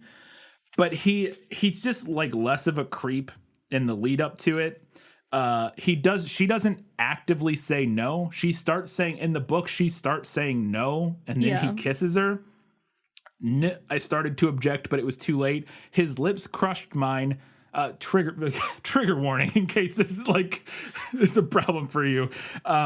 His lips crushed mine, stopping my protest. He kissed me angrily, roughly, his other hand gripping tight around the back of my neck, making escape impossible. I shoved against his chest with all my strength, but he didn't seem to notice. His mouth was soft despite the anger, his lips molding to mine in a warm, unfamiliar way. I grabbed at his face, trying to push it away, flailing again. He seemed to notice this time, though, and it aggravated him. His lips forced mine open, and I could feel his hot breath in my mouth. Like, that's... Ew, Stephanie. That's literally... And she knows. Like, doesn't think that's not bad. Yeah. Like, at least to some extent. I don't know if she knows how bad it is, but she, at least to some extent, because there is some vague attempt at an apology in the book. But the movie version seems less that. Yeah. Again, we're not getting Bella's thoughts, so maybe that's why. It's not that it's not bad in the movie, but the buildup isn't as creepy to me feeling. Like he doesn't, he doesn't feel like she's fighting as I'm not trying to, I don't know, talking about it and justifying it all feels, but to me, when you watch the scene in the movie, I read that scene in the book and I was like, he's just a villain now? Okay, great. Like he's literally just a villain now. And then he's not. In the movie, I'm like, okay, it's bad, but it's not that. Yeah. You know what I mean? I don't know. And I put this in better in the movie. I don't know if it's better or not because... It's a little more subtle in the movie, It's more subtle in the movie. And I think the other thing in the movie is that he actually legitimately apologizes to her. Yeah. Like, legit apologizes afterwards in a way that feels like a real apology. But she does punch him in both. Oh, and then he says after she punches him... and this is another thing that it's kind of in the movie, but it doesn't feel as weird as it does in the book. She punches him and breaks her hand. And then she goes, "You broke my hand." And he goes, "No, you broke your hand," in the book. And I was like, ah! Ah! Stephanie Meyer, you just turned Jacob into a literal villain. Like, what are you doing? It's just a straight up nightmare. And then another thing that the movie doesn't do that the book does is after she goes home, and Jacob goes home with her, and there's the confrontation with Edward and stuff. Charlie's there, and Charlie's like, "What's going on?" And Edward or Jacob goes, "I kissed her," or something like that. And Charlie says, "Good for you, kid." No, even though she's like clearly sobbing and upset, like it's all so bad. It's all so bad. It's all a nightmare. And the movie version is just less of a nightmare. So yeah, it's just less of a nightmare. Less. So hooray for you, movie. Well done. I liked that the movie included some brief interludes to the newborn army in Seattle. I liked that we got to see that here and there.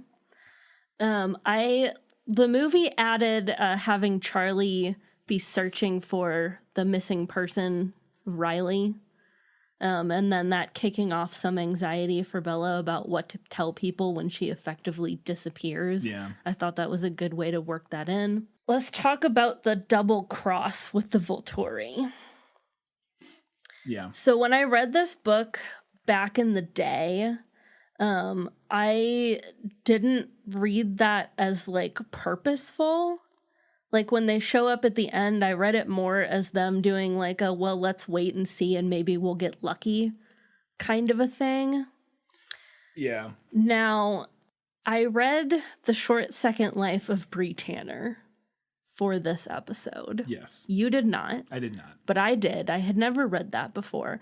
And that book shows Jane and Felix actually going to Victoria's hideout and proposing that they orchestrate this double cross to get rid of the Cullens.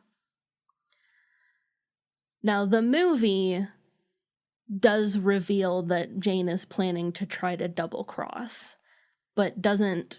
When you say double cross, what do you mean? That they're like purposefully not doing their job. Yes. To try and get the Cullens wiped out. So the movie has them I got that from the book. But right, I got that. I'm going to try to explain what I mean by this. Okay, because that's why I'm a little confused. That's why I'm just trying to clarify. So what I got from the book was that like it wasn't something they necessarily like planned in advance, but it was more like we're just gonna like procrastinate. Oh yeah, what we're supposed to do. Whereas I definitely didn't see them coordinating with Victoria in any way. Yeah. That wasn't how I read it. I read it as they knew this was going on. They were procrastinating, but it wasn't like by chance. It was like specifically like, we're going to show up but because it's a thing Edward mentions in the movie, and I don't actually remember if he mentions it in the book, and I thought it was a good reminder in the movie, is that Arrow wants Edward and Alice to like join the Volturi, and so, but he knows they won't join if the Colons are all like, if they have their family still. And I thought that was a good reminder in the movie that I don't think is in the book from my memory. He does talk about that. Does he? In the book, okay. Yeah. But so even when I read the book though, I did get the idea that the Volturi showing up late was very much like on purpose, not like any sort of just like, but I didn't think that they were coordinating with Victoria in any way. Well, in the movie, that's how they do it in Short Second Life of Bree Tanner, right? Which is a companion novella to Eclipse that was published in 2010. The movie doesn't really do any of that. The movie shows Jane and company like watching the newborn army in Seattle and talking about how she's just going to like let them do their thing and let it play out, which I thought made sense. That was maybe a little closer to how I read it in Eclipse. Yeah, me too. So I preferred the way that the movie did that. I think your point, I think adding that scene sort of cements what the motivation of Jane and stuff and the Volturi in the book is, with that extra scene with them watching the newborns, which is the scene we couldn't get in the book because we can't leave Bella's perspective again. And I liked that that scene in the movie also cements that she was the one calling the shots as far as that, and that she wasn't consulting Arrow as far as that whole plan went. I hate that his name is pronounced Arrow and not Arrow. I feel like it should be Arrow. I also feel like it should be Arrow. I hate that it's Arrow because it's just a different word. Ugh, I hate it anyways. I had a love-hate relationship with Jessica's graduation speech in the movie. It's not in the book. It was like so on the nose. Yeah, it was Jessica. It made sense for her. But I loved it because they nailed uncreative graduation speech. Yeah. They nailed it. Yeah. You did it, guys. Which is hilarious too, because they're all ribbing her. Yeah. Earlier in the movie, they're all like, she's trying to come up with what to write, and they're all like feeding her stupid cliches. Yeah. And then she ends up writing a different stupid cliche speech. Like it's a fun scene that it's gave Anna Kendrick something to do in these movies. And I mentioned it, but Jacob at the graduation party actually does apologize for the thing. And not only does he genuinely mean it, one of the things you mentioned earlier is that Stephenie Meyer tends to, it seems, sort of write off some of their more negative, Edward and Jacob's more negative character traits as like a side effect of their werewolfness. Specifically, like where I see it is Edward's like obsession and controlling nature tends to get written off as, oh, it's part of his nature as a vampire, and then Jacob's temper, and anger, and sort of impulsiveness. Yeah, it's because he's a werewolf. It's because he's a werewolf. It's fine. And there's a moment in this movie that it kind of confronts that's not a line in the book, where Jacob, when he apologizes to Bella about kissing her, and again in a scene that is much less offensive than it is in the book, is less obnoxious than it is in the book.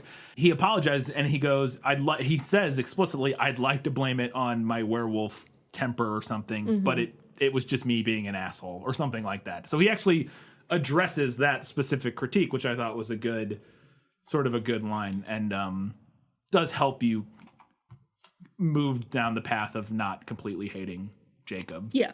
Whereas the book just doesn't, I feel like he never properly apologizes for any of the terrible things he does. No, he doesn't. Bella just kind of like forgives him. Oh, because Jacob. she hates herself, so she's like fine. Like she has such low self-esteem. I can't stay mad at you, Jacob. Yeah, so she just kind of forgives him, even though he like didn't really apologize, which is a little disappointing. But also, Jacob doesn't lick her face like a fucking weirdo.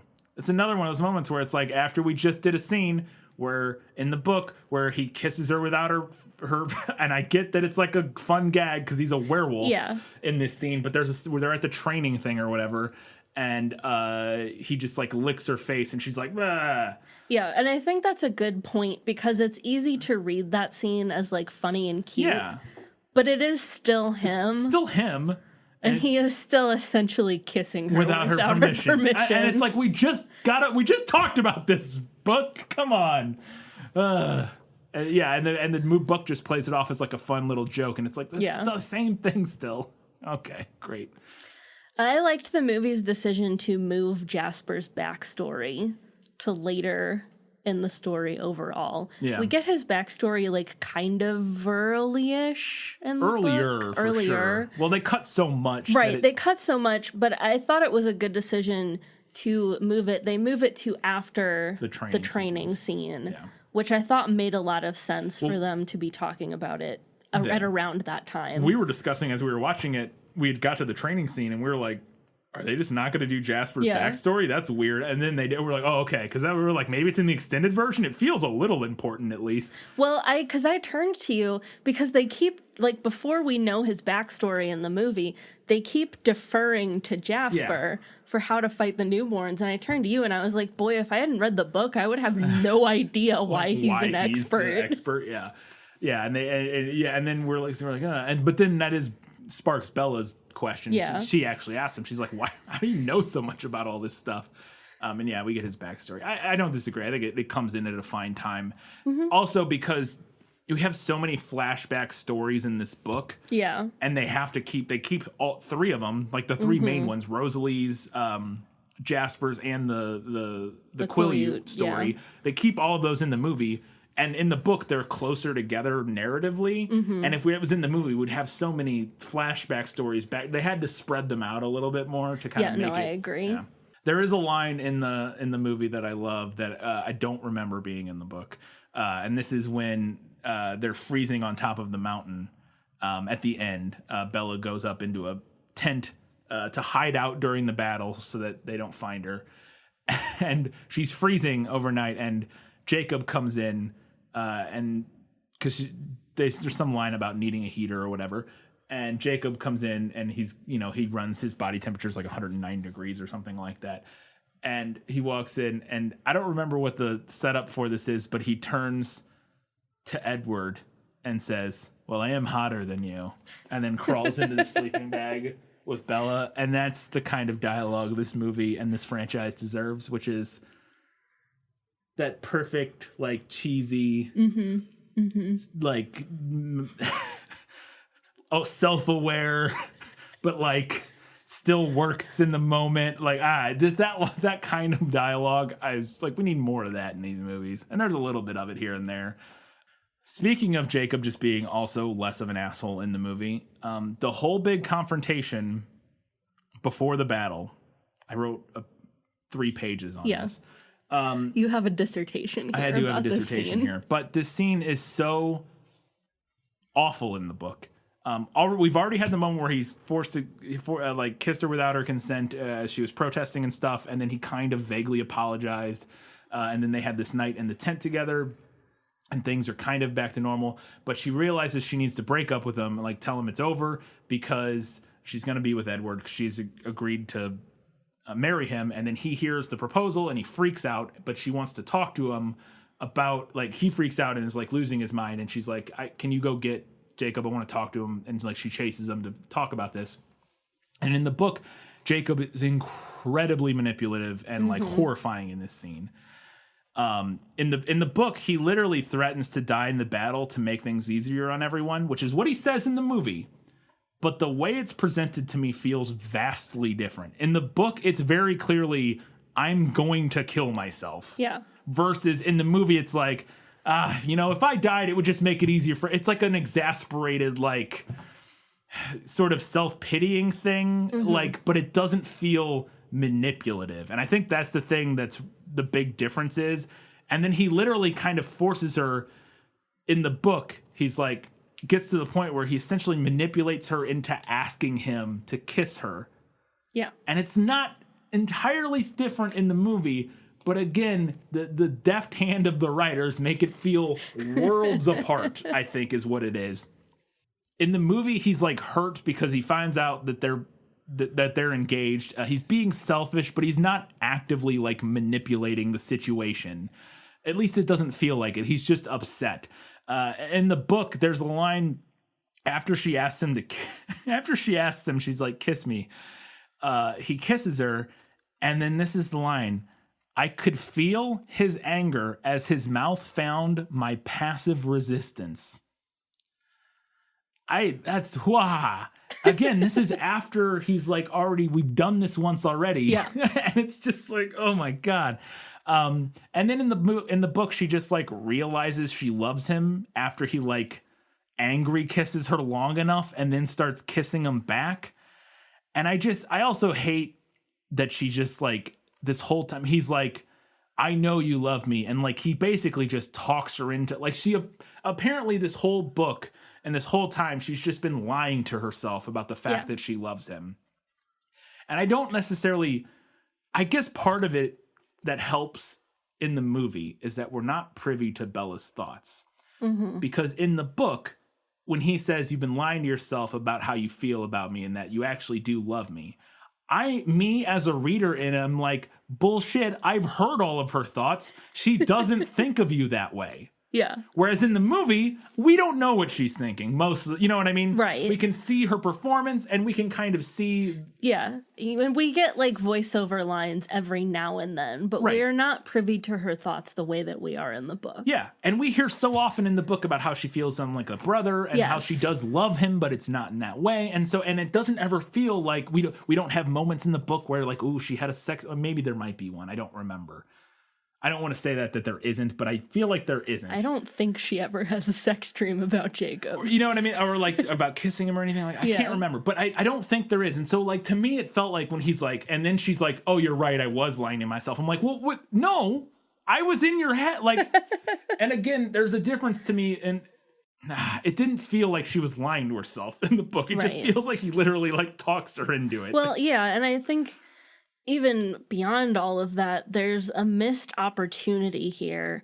And it doesn't surprise me that Stephenie Meyer missed this opportunity. But there's a missed opportunity to have a conversation about love. Yes. And different kinds of love. Yep. And how you can love somebody like a sibling. And that can be just as strong as romantic love. Or how it's okay to love your friends. Yeah. You can love somebody like a friend. And we really missed an opportunity to talk about that, about how, she does love him, but she doesn't love him the same way she loves Edward. Well, and I also think and this is why I think it's more effective in the movie, because I also think you can have, and I think this is what Stephenie Meyer ends up kind of going for, is you can also, at least I'm of the opinion, just romantically love multiple people. Like, that's not outlandish. Yeah. And I think that's kind of what Stephenie Meyer's going for, but then with Stephenie Meyer's, like, puritanical religious sort of rules, you can't, so, like, you know, it's not possible. And I think the movie's version of it is, and it's a line that happens afterwards, and I have a note about it here, is that after she goes back and she kisses him and does realize that she loves him, and again, in the movie, it kind of works because we're not in her head all the time, so her kind of coming to this realization just feels more natural. And also, he's not as much of an asshole, so it just also is like, I don't hate him, so I don't hate that she also loves him as much. But she goes back to Edward in the movie, and he says, you love him. And she says, I love you more. And Edward says, I know. And it's like, and there's a similar-ish conversation in the book. But the thing to me is that the love triangle plays out so much better in the movie because it feels like it was written by a human and not a Mormon alien. Like, it's like, I don't know a better way to describe it. Like, the way they all interact with each other feels like how actual humans interact with each other most of the time in the not all the time, but most of the time in the movies, especially compared to like the turn on a dime emotional swings of, not even emotional swings, like just pure like flip on a switch, like now I'm an incel, like what is going on, and now I'm gonna like assault you type of thing. There's even a place for that. I think there's even a place for the story of exploring somebody you thought you could trust and that you thought was a certain way, ending up being an actual horrible person, and but that the book doesn't do that either, because she still just kind of like vaguely forgives Jacob and is fine with him, and it goes on from there.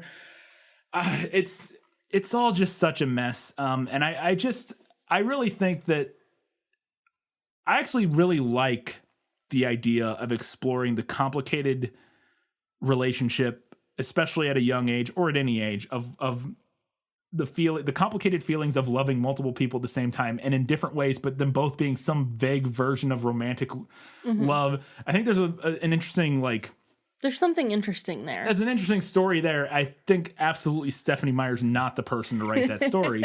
But I think there's something there. And the movie does a little bit better job. I still don't think it's great because they have to follow most of the story they're working beats. with what they were given. Yeah. But it's so, the book is just, I don't know, man. The book's a nightmare in this regards. And the movie's slightly better. So I have that as better in the movie. We get a reveal during the fight with Victoria and Riley that Victoria chose Riley because he's from Forks, which is not something that we know about him in the book. And I thought that made a lot of sense, beyond just like having that be a way to weave him into the story earlier.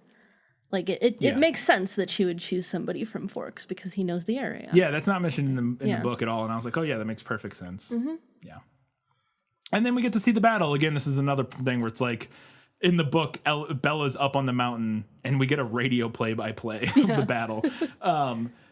Which I did have in the movie, nailed it, is that Edward gives, like, because he's mind-reading Seth Clearwater, who's mind-reading the wolves who are in the battle, so we just know what's going on. But we get, like, he's doing his best Harry Carey impersonation, giving them a play-by-play. And then, but in the movie, we actually get to watch the battle, which is fun. There's some fun moments. There's like Jasper going crazy and like diving off people and ripping heads off. And I also thought, and I was interested to see how they were going to do this. And it makes perfect sense because so often does Bella describe Edward specifically as being like he's made of marble. Yeah. When vampires are getting their limbs ripped off and their heads ripped off, it's like they're pulling statues apart. Yeah, it looks like chunks of rock. And it sounds which like is kind of how it's described in the book, too. Yeah, it is. But it kind of sounds like it too. You hear like the breaking of rock and stuff like that. There's also a fun moment where like Jacob, I think it's Jacob, I can't, one of the wolves is like being swarmed by vampires, and Emmett runs over and like rips them all off and like breaks one in half, and they look at each other and like nod. And, like, that's kind of like the fist bump moment, kind of thing. They give each other like that, like, yeah, and then they like go break more vampires in half. And then Bella comes down. In the book, when Jacob gets injured, Bella is still up on top of the mountain. Yeah, we hear it through Edward. Like Edward reacts. And Seth reacts, but she doesn't know what's going on. And I also found it very frustrating and annoying to read because you're like, what is happening? It's hard to... his play-by-play is not good. No, because he just starts screaming, and I'm like, wait, so what's going on? What happened? And I guess that's the point we're supposed to feel like Bella does in that moment because she doesn't know what's going on, but it still was a little like frustrating and confusing. Whereas when she gets down there, there's still a vampire who's alive and grabs Jacob and squeezes him and breaks half the bones in his body. Yeah, I thought it made sense to have Bella actually be there to witness him getting hurt. Although I thought it didn't make sense that there would still be one newborn like lurking around. Yeah. I feel like that's a little bit like of a that doesn't really make sense, but whatever. I mean, that is kind of what happens in the book, but we don't see it, so we don't know how it played out. Yeah. I also, and again, I think this is just because Jacob's not a complete nightmare person in the book or in the movie, is that the scene with Bella and Jacob at the end where he's injured in bed works much better for me in the movie. There's a line that's in the book, but it's in the movie, and it actually works because I don't hate Jacob. And he says, our relationship would be a lot easier than being with Jacob. You don't have to change for me. It would be as easy as breathing if you were with me, and that sort of thing. And I thought their whole dialogue worked really well. And again, a lot of it is like verbatim-ish from the book. But for me, it's like, I don't hate this Jacob. The book Jacob I hated. So none of this dialogue works for me because you should just hate him. But movie Jacob, I'm like, all right. Yeah. Not as bad. So this stuff kind of actually works. I thought there was a nice moment at the end, a handshake between Carlisle and Billy. Yeah. It's kind of a more solid truce kind of moment. This is the thing I mentioned earlier about how they didn't reuse the baseball field as a recurring setting, which does happen in the book, but something they do reuse in the movie, which they don't do in the book, is that Edward and Bella like hang out in that field, the clearing where she first sees him in the sunlight. Yeah, it's like their special place. Yeah, and it makes sense, and it's just I don't know why that's never described in the book as them ever being there. At least it's never described as them ever hanging out there. It seems like they're always at like I thought Edward's they or Bella's. were in the field in this scene in the book. I didn't think they were. Maybe they were, but I could be wrong. I was cruising through this last part, so it's possible that I missed it, but I did not think they were. I thought they were just like in one of their bedrooms or something. If so, then this can be a movie nailed it. If not, then better in the movie. I also really like Bella's monologue at the end. That's my last note, which is not from the book. We get a little bit of this in the book where she kind of explains Edward is like frustrated with her about going through with the wedding and doing everything Alice wants and stuff because she's still not doing it for her, essentially. Like she's still doing what other people want and that sort of thing. And he kind of confronts her about it. And I like the movie gives her this monologue about not only does she want to become a vampire so she can be with Edward forever, but because when she's part of his world, she feels stronger and like better, and it just makes her feel like she belongs. Like she belongs there, and it's more about her feeling of empowerment and stuff, which I liked, and I don't remember that monologue from the book. I'm going to try to double check while you talk about what you're going to talk about, but yeah, you could say a lot of things about Bella. There's a lot to say, but she knows what she wants, and despite having no power compared to all of the magical boys that are surrounding her, she negotiates her way to getting what she wants, and that does include power of her own. And I think that's really interesting, and I think that's something that critiques of Bella tend to ignore. Yeah, I agree. After he confronts her about why she's doing it and that sort of thing, he then tries to potentially have sex with her, and she stops him, which is it's always been the other way around, and they don't do that in the movie. And then she goes on to say, Edward, this is very important to me. I am going to do this right. Whose definition of right? Mine. He rolled onto his elbow and stared at me, his expression disapproving. How are you going to do this right? I took a deep breath. Responsibly, everything in the right order. I will not leave Charlie and Renee without the best resolution I can give them. I won't deny Alice her fun if I'm having a wedding anyway, and I will tie myself to you in every human way before I ask you to make me immortal. I am following all the rules, Edward. Your soul is far too important to me to take the chance with. You're not going to budge me on this. And then that's kind of, they just like kind of chuckle at each other, and then they talk about Charlie going home to tell Charlie. But to me, that still feels like in the book, she's talking a lot about what is good at. She's still talking a lot about like doing things to please other people, but she's just doing it like through her own agency. I don't know. Whereas the movie like very explicitly makes it like about her, what she's interested, like how it makes her feel to like why she wants to be. I don't know. I just like that change. I think it's a lot better in the movie. Oh, that was our better in the movie segment. Let's go ahead and talk about what the movie nailed. As I expected, practically perfect in every way. That Robert Frost poem. Yep. It's at the beginning of the book. It's at the beginning of the movie. And of course, Stephanie Meyer starts with the Robert Frost poem that every high school girl thinks is like so deep. Yes, absolutely. Bella does mention in both the book and the movie that she doesn't want to get married because she thinks she's not that kind of girl. She's smart and responsible, and those people don't get married at 18. She's not entirely wrong. I think her reasoning in the book and the movie is a little like dumb and elitist.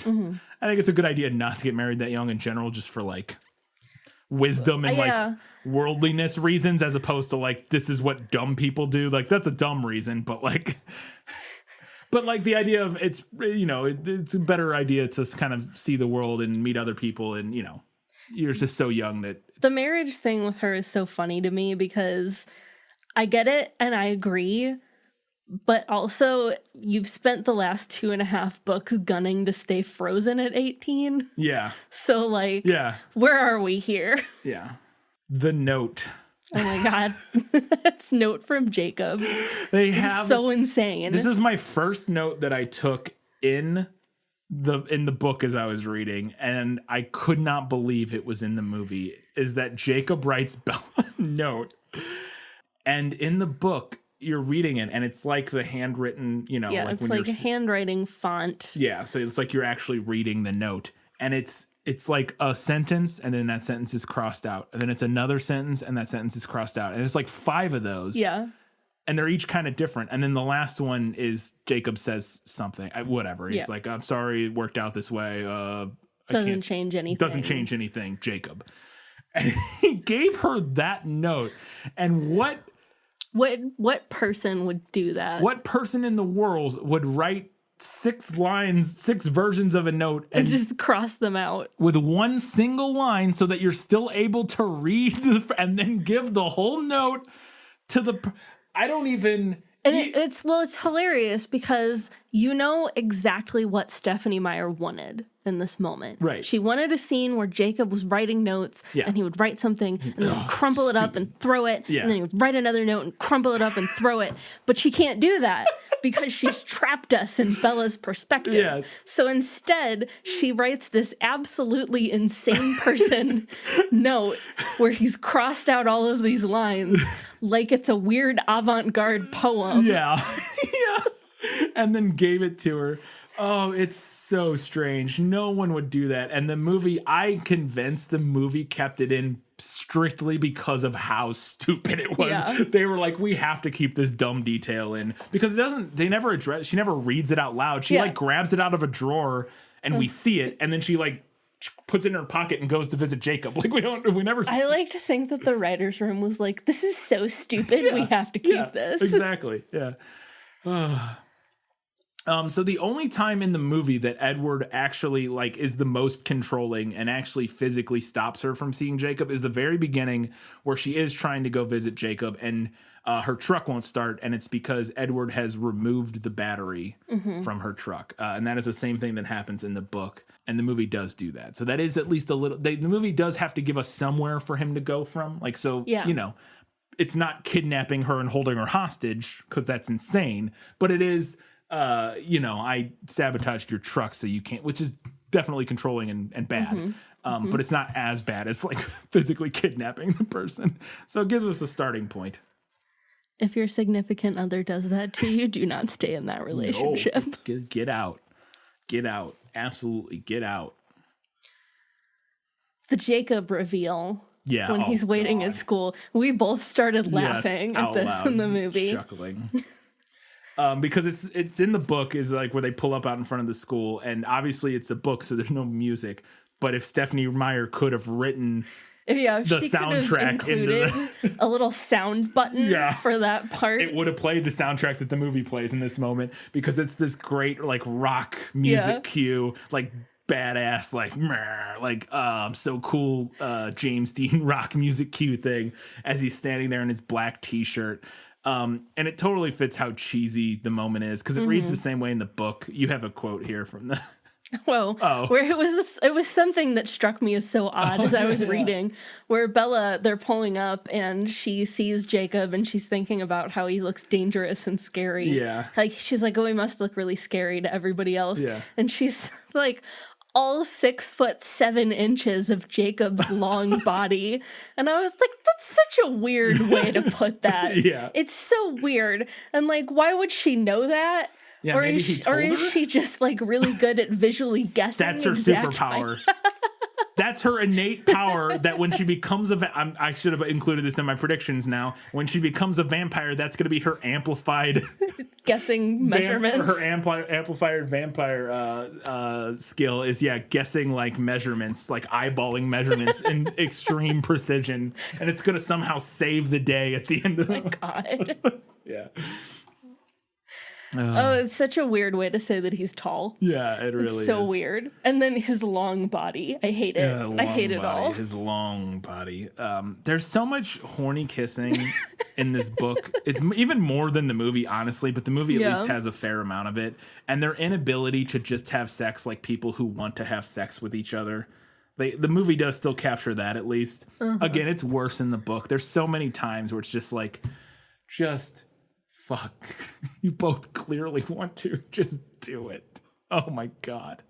Bella has a line at some point in both the book and the movie where she's like, from now on, I'm Switzerland. Yeah. I don't want you guys don't get to fight while you're around me. I'm yeah. Switzerland. Also, after Jacob kisses Bella the first time, Yeah. and then him and Edward have kind of a standoff outside of Bella's house, and Charlie comes out, and Charlie, bless his heart, thinking that he could have broken up this fight between Edward and Jacob. I love it. Just bless. Yeah. It's so cute. Charlie's a mixed bag for me, but he does have his moments. Yeah. The Rosalie backstory was pretty great. I thought it was pretty spot on. The big detail for me was her wearing the wedding dress as she murders the men who killed her. I love the Rosalie backstory. There is almost nothing I love more than dramatic vengeance. Yeah. But can we also talk about how Stephanie Meyer has Rosalie victim blame herself? Maybe I missed it. After she finishes telling the story, she says to Bella, "It took some time before I began to blame the beauty for what had happened to me, for me to see the curse of it," which is really just a fancy way of saying what was she wearing. Yeah. She was wearing too pretty a skin. her skin was too beautiful. Yeah. Shouldn't go out in a skin like that, Rosalie. See what happens. So this is what I was talking about earlier with the Riley plotline. I have this in the movie Nailed It because I thought it was equally sort of nonsensical and confusing in both the movie and the book. To me, it felt equally stupid that the movie tries to downplay that Victoria is responsible for Riley and the newborns. Like, the movie, like, tries to keep that, like, as a secret or, like, down... Both the movie and the book try to make it a mystery. Yeah, and it's so clearly obvious. It doesn't really make sense. Like, what's the mystery? Yeah. They're clearly related. Yes. And in both, they're like... So, like, it's... As a reader and as a viewer, you're like, well, obviously Victoria's involved with this. She's been the main villain for the first two. We saw her in the movie, like, biting... we assume we couldn't see her specifically, but somebody that had red hair was biting this dude in an alleyway, like in the beginning of the movie. And in the book, we know she's still like after her and stuff. And in the movie, Bella posits Victoria as like maybe who's behind this. But they're like, no. Like early on, it can't be her because Alice is watching her. In the book, no one ever even considers it till like more than halfway through the book. And then Bella's just like, maybe it's Victoria? And Alice is like, oh, I guess it could be. I don't know. I've been having trouble keeping track of everything because I'm watching so many different things. And like, nobody thought of Victoria until... and then, like you said earlier, in the movie, eventually just Bella has the dream and it realizes it is Victoria. And that's somehow she's behind...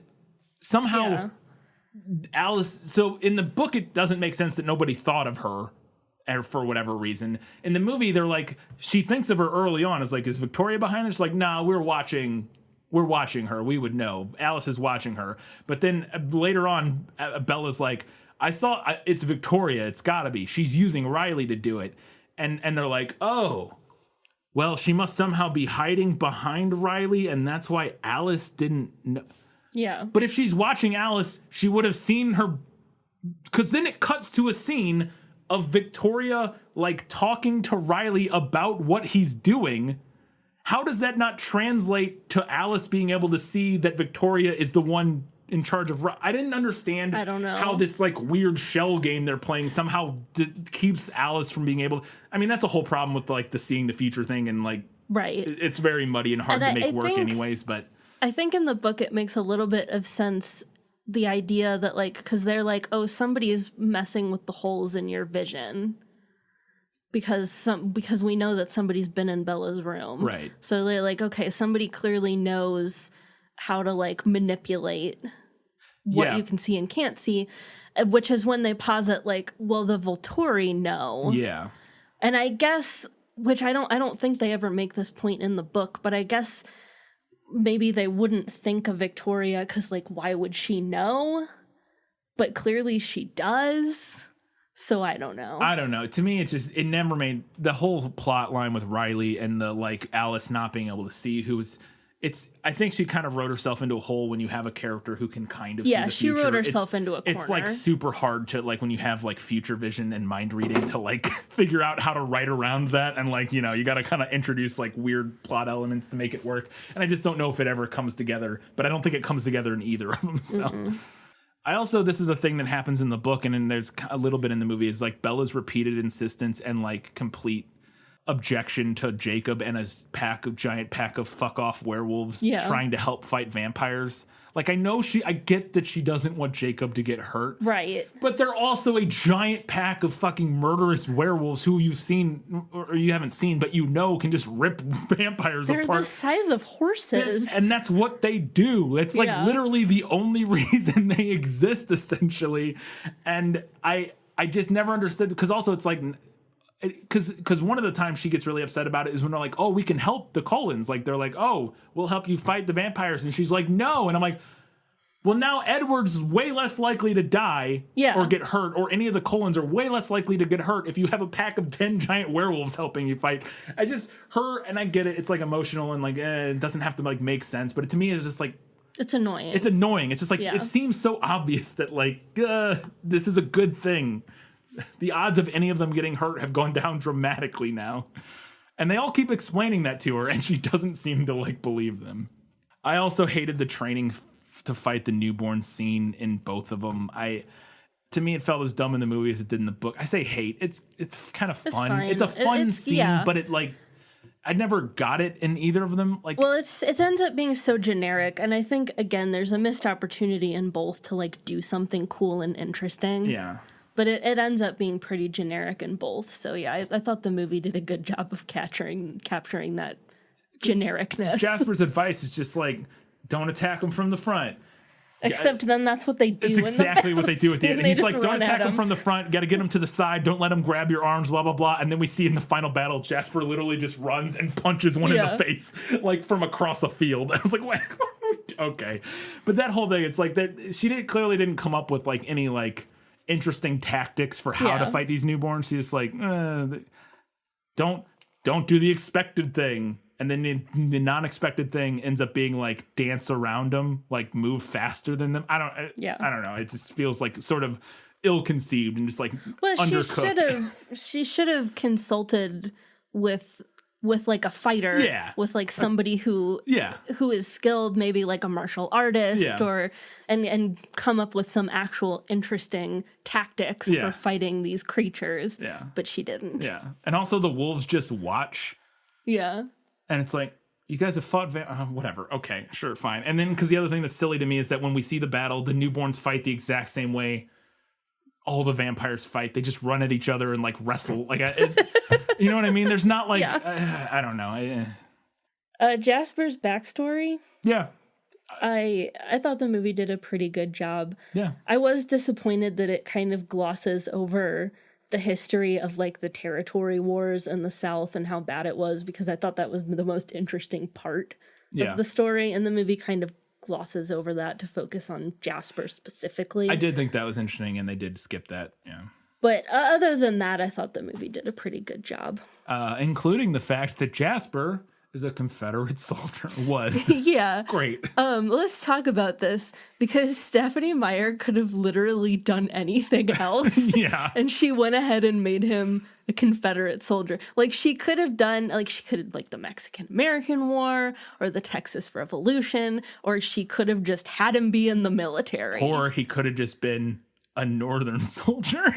I mean, he could. I get that she wanted him to be in the South because that was where like the wars were happening. But yeah, she could have had him be there as a Union soldier. Yeah, you're right. But she went ahead and she did the most obvious and the most problematic thing. Yeah. Like, to me, I feel like she had that initial idea, and she went with that first idea and never revisited it. He's a Confederate soldier, and that's it. And it does play into the problematic trope of him as like, as sort of reifying, I think that's the right word, sort of that kind of in the way of Gone with the Wind, of like that Southern gentlemanly Confederate soldier who's, out there fight. He doesn't necessarily, they don't ever even touch anything about like the cause of what he's fighting for or anything. They don't even go near that. But, he's presented as this very gentlemanly soldier who's, just part of this. He's just out there fighting for the good old South. And it's, it very much feels like it's playing into that, again, the sort of Gone with the Wind type of glorification of the South. Yeah, that romanticizing of it. Yeah. Including the fact that he has a line in the book that's this isn't in the movie, but is just this is a similar thing that what happens is the reason he gets turned into a vampire is that he approaches these three women to help them. And the line he says in the book is, "I had not been taught to fear women, but to protect them." And it's just like, I was like, hey, bro. And at this point in the book and the movie, they're literally discussing murdering him as he's sitting there looking at them. I was like, hey, bro, if the women you're talking to are actively discussing murdering you, maybe throw out your shitty gender norms and just like deal with the situation. So stupid. But they also included the part which I thought was an interesting backstory where he leads the vampire army, and he even down to the point where he has to like cull the newborns after a year of them being in the army or in his army. I guess like put them down like Old Yeller. And it's they include that scene in the movie where he like breaks the head off a like teenage vampire or something like that. Oh, and I love in the book, this detail doesn't make it into the movie, but he gets depressed from killing people. And he's like, oh, I tried to feed less often and blah, blah, blah. And I just love that until he meets Alice, it never occurs to him that he could try eating literally anything else with blood. Nah. Just, nope, gotta be people. Gotta be. Couldn't try a deer, a cow. A pig? Very similar. They've all got blood. Yeah. But it just doesn't occur to him. No. Oh, that's so funny. They include the awkward sex talk with Charlie. But they also include Charlie's gross dadness. He has a line in the book. I don't know if this line's in the book. I don't think it is. I don't think it is, but it captures the feeling of this scene where he says, she's like, Dad, her saying, Dad, I'm still a virgin is in the book for sure. Yeah. And then, but in the movie, and I can't remember what's in the book, he says, virgin?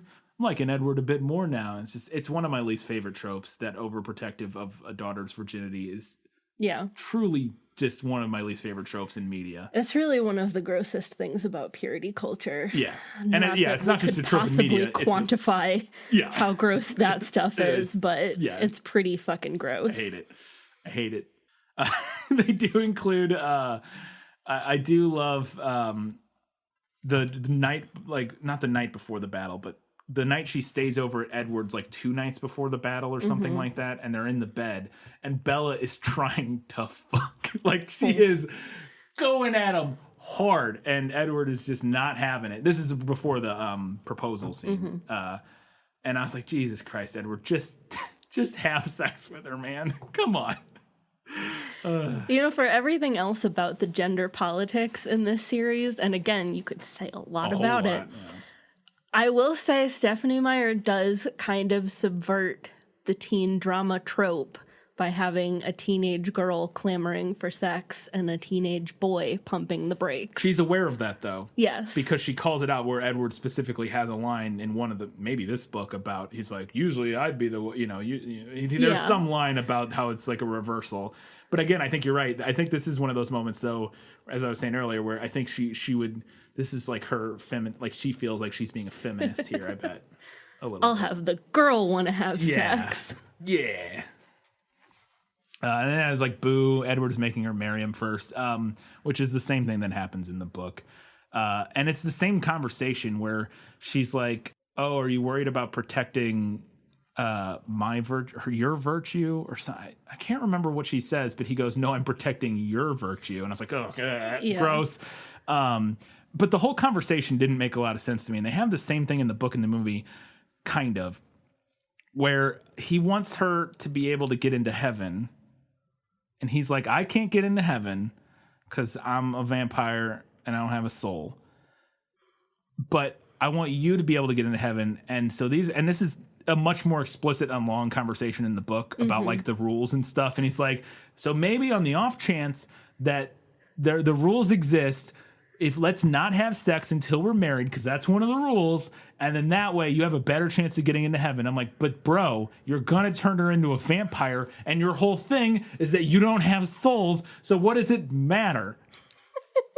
None of that I think part of his thing, though, is also that he's murdered people. True. And she hasn't. Oh, that is true, yes. But, yeah. So on the off chance that you can still get into heaven as a vampire, he's going to make sure that she has not been unsullied before marriage. He's truly hedging his bets that fucking is the line. Yeah. Being an eternally damned demon is like not the line, but fucking. Which, premarital fucking. I mean, that's line. that purity culture. It's that Puritan thing. I mean, fucking really is the line, though. I know. It's just all so stupid to me that it's just, I can't help but it is. I hate it. But that is where our culture puts it. I understand. Yes, I know. It's just. They have the whole scene where Jacob uses his body heat to warm Bella while Edward watches. And it's like, this book. And the line, faster if you took your clothes off. Yeah. Yeah. And I was like, boy, how many... This has to be the starting... This has to be the single scene where the most erotic fan fiction scenes start from, right? This scene. Yeah, maybe. It's gotta be up there. I mean, can we all agree that what Stephanie really wanted to write was a vampire werewolf human threesome? Like, she clearly wants to write that so badly. Yes. But her fucking puritanical values won't let her, and it's just live your life, Stephanie. Write the threesome, Stephanie. Write the vampire werewolf human threesome. Live your life. But yeah, that's good. There's 100%. This scene is like. They start, so many erotic fan fictions start with this scene and then go on from there. I thought the movie did a pretty good job of the conversation between Edward and Jacob. I agree. And it's a conversation I liked in the book, too. They actually have a discussion like reasonable adults. I mean, they're still discussing Bella's agency in a way that feels a little... weird, like behind her back, like they think she's asleep or whatever. But they are discussing what she wants. They're not like they're discussing like her agency, but in a way that feels like they're taking her agency into account, at least, and like what she wants. And like Edward's going through like all the options when she did fall in love with them and they fell in love with each other. Like, well, these are the options we had. She stays a human, like he kind of went and was like, we tried the different options and none of them worked, so it's just got to be a vampire kind of thing. And they talk through it, and the movie does that whole thing too. And I thought does a good job with it. Yeah. Edward is a giant asshole though, and makes sure that Jacob overhears that he and Bella are getting married. Yes. He puts that out there. He has the conversation with Bella about it while he knows Jacob's in earshot. She wants to wait until after the battle to tell him, so that he's not distracted. So he won't be distracted and distraught. Which makes sense. But he purposefully puts it out there, knowing that Jacob is going to overhear it. Yeah. Which again, he's like, he deserves to know, and it's like, sure, she's not saying he doesn't. Yeah. She's not saying we're gonna hide it forever. Like 30 minutes, man. Like, let's wait until we murder all these evil vampires, and then we'll tell them. And we also get the radio play-by-play of the battle from Edward. Yeah, we cut back. We get to see it, but we occasionally cut back and have him kind of telling Bella what's going on. Mm-hmm. I did like too that Victoria tries to run away after Riley's like dead. Or is losing, they're losing the fight or whatever, and she's going to run away, but Edward like goads her into not running away because he wants to finish. Like, he doesn't want to have to. Yeah. We don't want to stretch it out into book 4. Yeah, we don't want to stretch this out into book 4. We got to wrap this up and get to the the Volturi. And then Bella cuts her arm to distract them at one point, like the third wife. Yes. And then ultimately Edward bites her fucking head off. Which is what happens in the book. Like, a lot of them, they like rip their heads off and stuff. He like bites her neck, and it like... Yeah, and her head separates from her body, and her hair is shimmering and writhing for some reason. Yep. And then when they do get back down, another thing that the movie does stick to is, we talked about Bree Tanner. She's there. She's been taken hostage, kind of. She's surrendered to the Cullens, and they're going to bring her into the family, but the Volturi show up, and they're like, we don't allow that. We don't allow that kind of shit. No second chances, and they murder her, which is brutal, and like, it's the same thing. We don't really see it or in the movie or the book, but we just know it happens, because in the book, like, Bella, like, covers her eyes and stuff. But it's a good sort of reminder of how ruthless the Volturi are, because she's like a young a young vampire or whatever. And you mentioned earlier, but I thought this movie did do a good job sort of setting up the conflict with the Volturi. Yeah, and the Volturi really are like the true big bad in this series. Yeah, obviously. Yeah, they're dangerous. Yeah. And I like that, it's very clear that the Volturi could have stopped the battle, but they wanted it to happen. Yeah. And there's some banter that I really liked that's in the book that translated to the movie where like Edward or Carlisle or somebody's like, man, if only you'd shown up 30 minutes earlier. And they're like, yeah, it's a pity, isn't it? And they're like, yeah, it's a real pity, And they're having that kind of like back and forth where they like, there's this tension, but the Cullens have to like toe the line because, Volturi just murder them or whatever. Yeah. And then we wrap up both the book and the movie with more overprotective dad trope. Yeah. We have to tell Charlie, it's highly dangerous. It's a good thing you're bulletproof because they'll shoot you. Because murdering people over my virginity is totally a thing that should happen. Super normal, you guys. Normal, having a normal one. Yeah. That's it. That was it for all of those segments. Oh my goodness. I'm sweating so much. We only have a little bit left. Now my favorite segment. Bryan predicts the Twilight Saga. It's gonna happen, Edward. I've seen it. We're going to quickly go over my previous predictions for Eclipse and my wishes, and then we'll get into my predictions for Breaking Dawn. So, first prediction for Eclipse was Jacob and Edward have a big fight, knockdown, drag-out fight over Bella potentially becoming a vampire. They argue a lot about it, but there is no fight. They we almost got this one. Yes. Very close. We're very close. Very close. And they just kind of talk it out, ultimately. I also predicted that Victoria was going to get a hold of Charlie as bait, and that they'd be able to save Charlie, but then Victoria gets away and Charlie knows about vampires. Not even close on that one. Didn't happen. I still think that would have been interesting, but no. And I predicted once again, and I will keep doing this because I know it happens eventually, that Bella was going to become a vampire turned by Edward, partially motivated by her desire to be able to keep Charlie safe after the run-in with Victoria. I really didn't think they were going to save turning Bella into a vampire for book 4. It seems like such a waste of potential. Here we are, though. I really figured the end of book 3. I mean, it's a 4-part series. I was like, okay, somewhere in book 3, so we get like some time for her to adjust, and then book 4, she's a vampire, and we deal with like kind of go from there. It felt really strange to me that it would go into book 4, but apparently we are. So, alrighty. My wishes for Eclipse were that Arrow would come to visit Forks, check in on the Bell situation. And they would have to show him around town, and it would just be like Arrow having a travel blog. He's mentioned, but he actually doesn't make an appearance in this one. Yeah.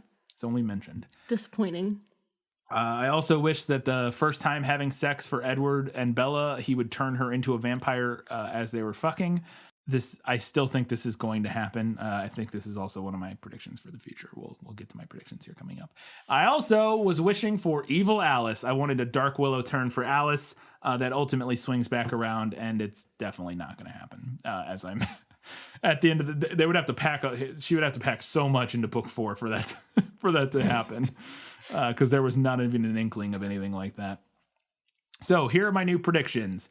I have my predictions for Breaking Dawn Part 1. The way I'm going to do this, I wrote all of my predictions for Breaking Dawn right now. I'm only going to do my Part 1 predictions, and then I'll do the Part 2 predictions at the end of the next episode. Or at the next at the Breaking Dawn Part 1 episode.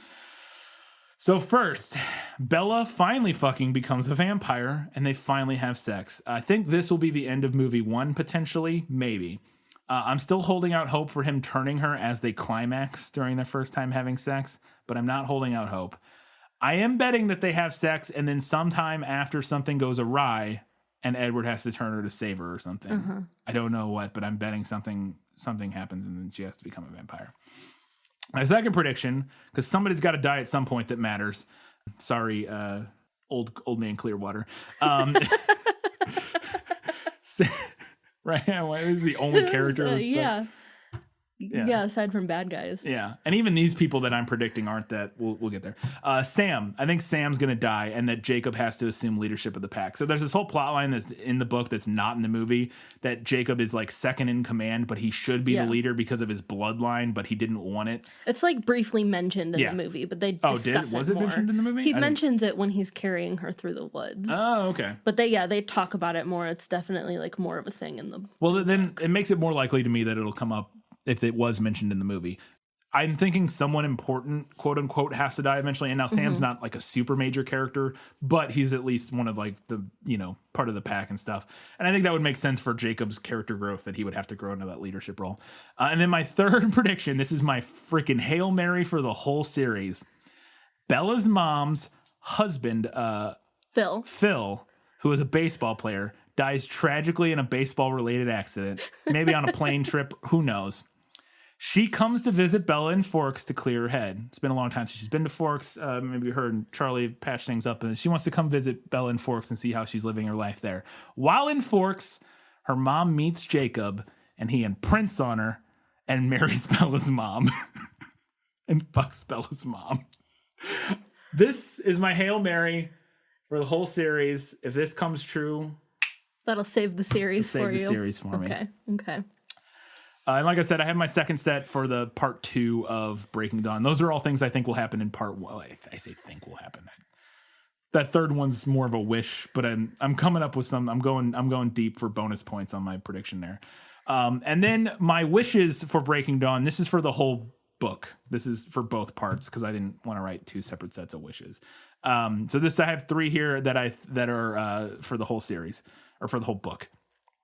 After Sam and Jasper die, spoilers for my part 2 predictions, Emily and Alice realize they really didn't need all this toxic masculinity in their lives. They start a used bookstore and patisserie in Forks and become those 2 women that everyone in town whispers about.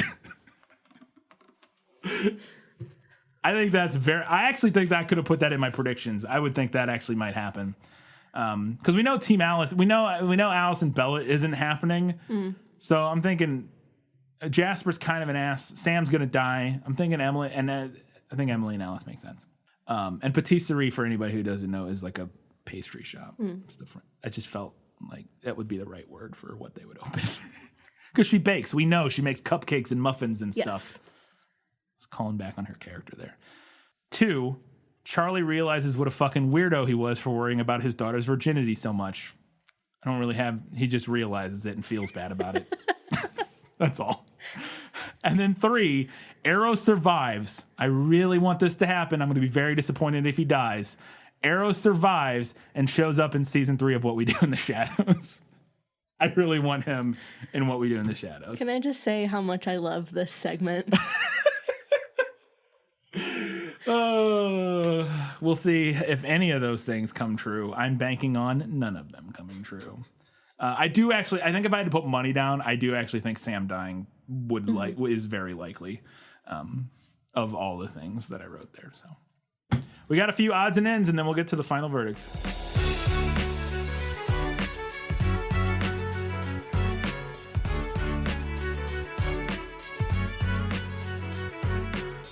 I'm going to kick us off here. Beginning of the book, page 5, Charlie tries to microwave metal. And I'm sitting there reading this, and I'm like, Charlie lived by himself for, 17 years before Bella came to Forks. Why can't this man use a microwave? Yeah. Why? He can't cook at all. Like, to the point that he cannot use a microwave. That makes no sense. It makes zero sense. What are you doing, Stephanie? If it's the he can't cook trope, he should be able to use a microwave. Yeah. Like, that's the person who can't cook can still microwave things. Like that. It is really dumb. So the implication being he literally only ever eats out or orders food or like makes cold food. I don't like what. Just eat cereal all the time. Eat cereal all the time. I don't know. Yeah, I feel like this opens up more questions. Like, does he know how to use a toaster?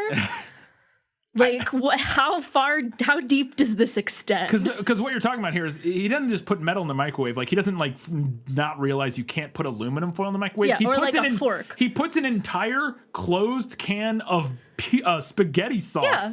He just sticks the whole jar in the microwave and starts microwaving it. What? What? All right. Okay, cool. Also, who just microwaves a whole jar and doesn't dump some of that? And I mean, you really should be cooking it in a pot.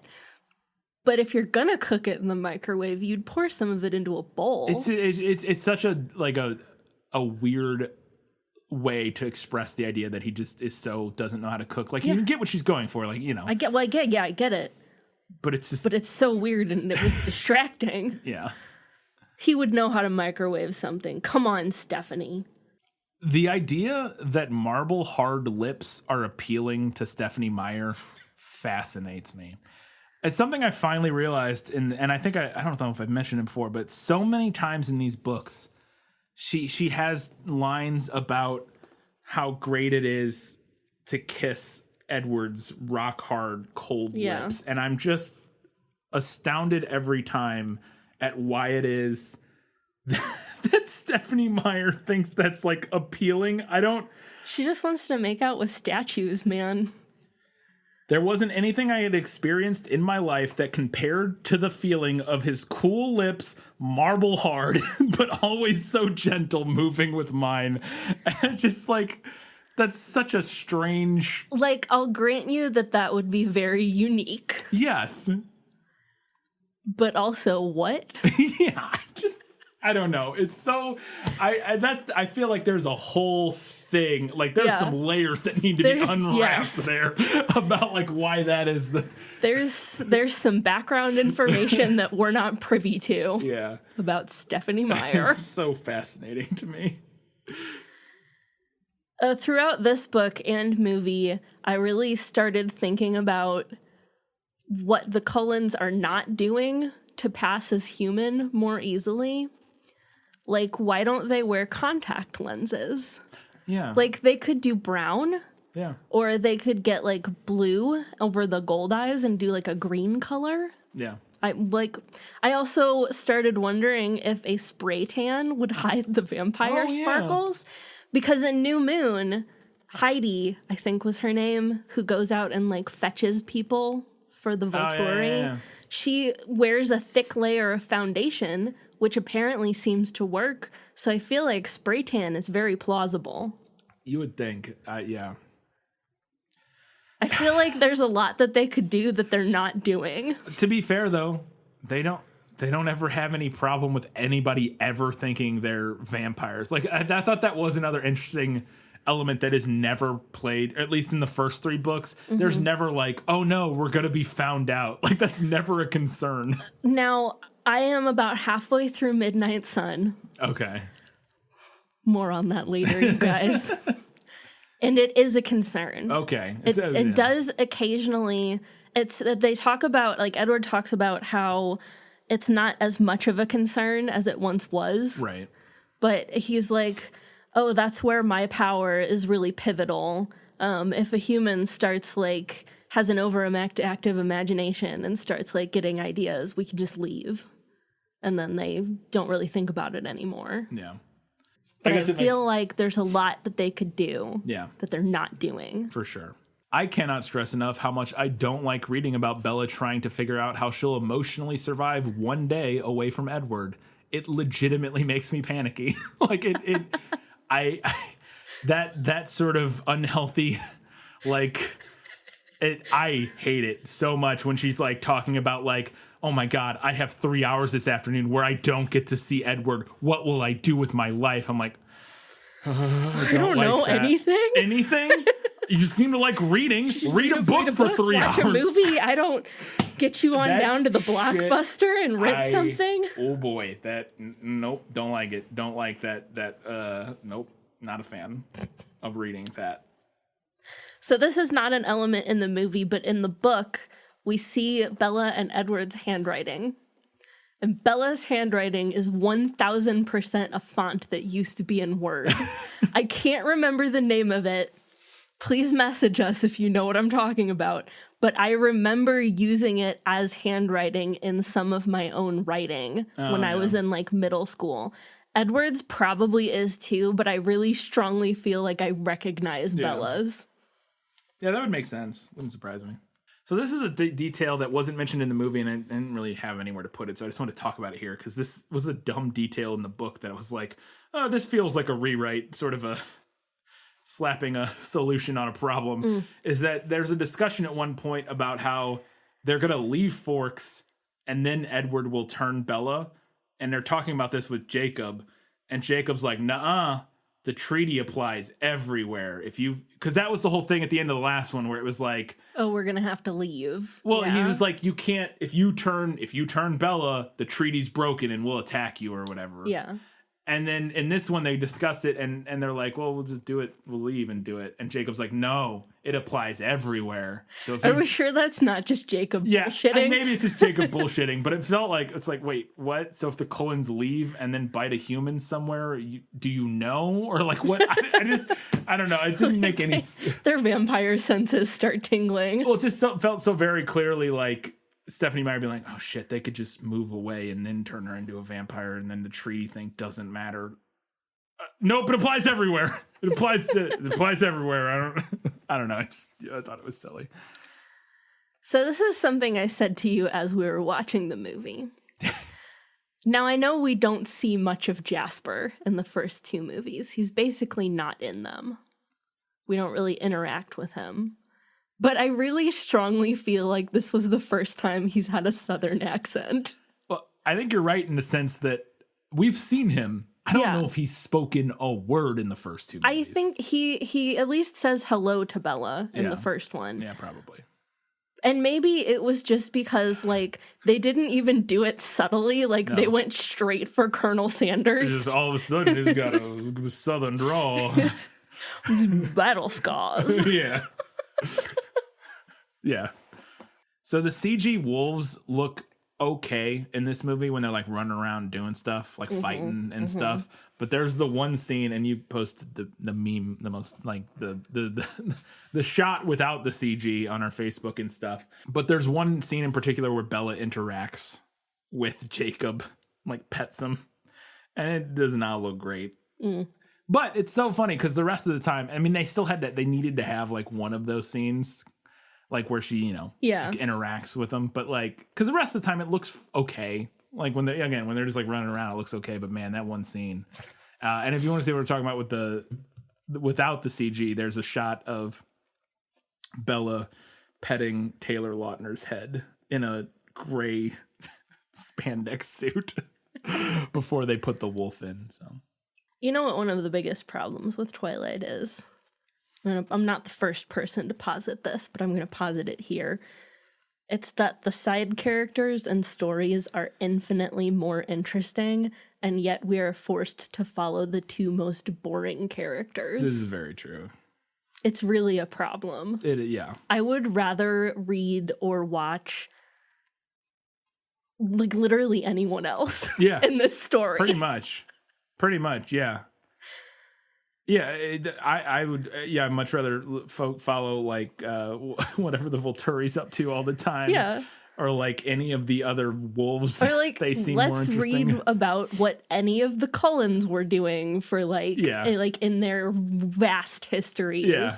Like it's all so much more interesting, right? Than Edward and Bella like moping at each other. Yeah, it really is.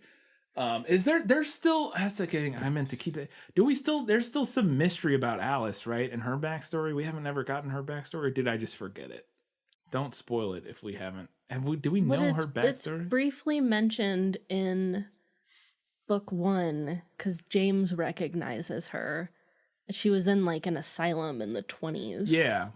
But is there more? I know more of her backstory, but I'm honestly not sure if I know that because I've read like more like extra material than you have, or if it was in one of the books. I'm honestly not sure at this point. Okay, because she's like the only one I feel like I don't know I don't remember her backstory, and I felt like it was supposed to be like more interesting.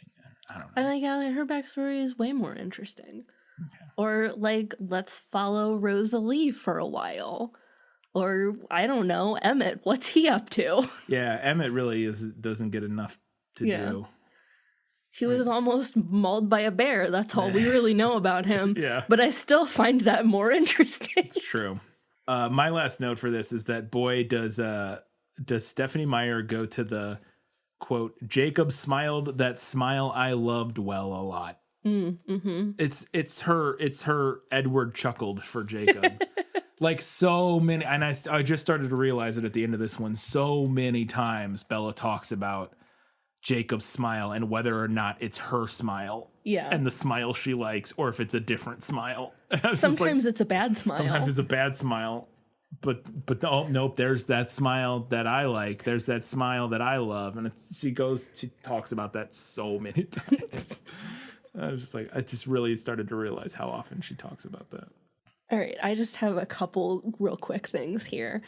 Somebody on the makeup team fell down because there's a close-up on Victoria at one point, and boy, does she have some big-ass mascara smudges. Yeah, she really does. I noticed it. I noticed it once you pointed it out. I was like, oof. Yep. Yeah. We're getting married. Mm-hmm. And I looked it up, and August 13th, 2022 is a Saturday. Oh. If I didn't hate August, I would do it for the meme. Like if their birthday, if the lulz. if their wedding was like in spring or fall, maybe. But the idea of getting married in August sounds truly terrible. The worst time to get married. I mean, they're getting married in Forks, so it's probably fine up there. It's probably fine, but in the Midwest, that's a nightmare. In Missouri, yeah, ugh.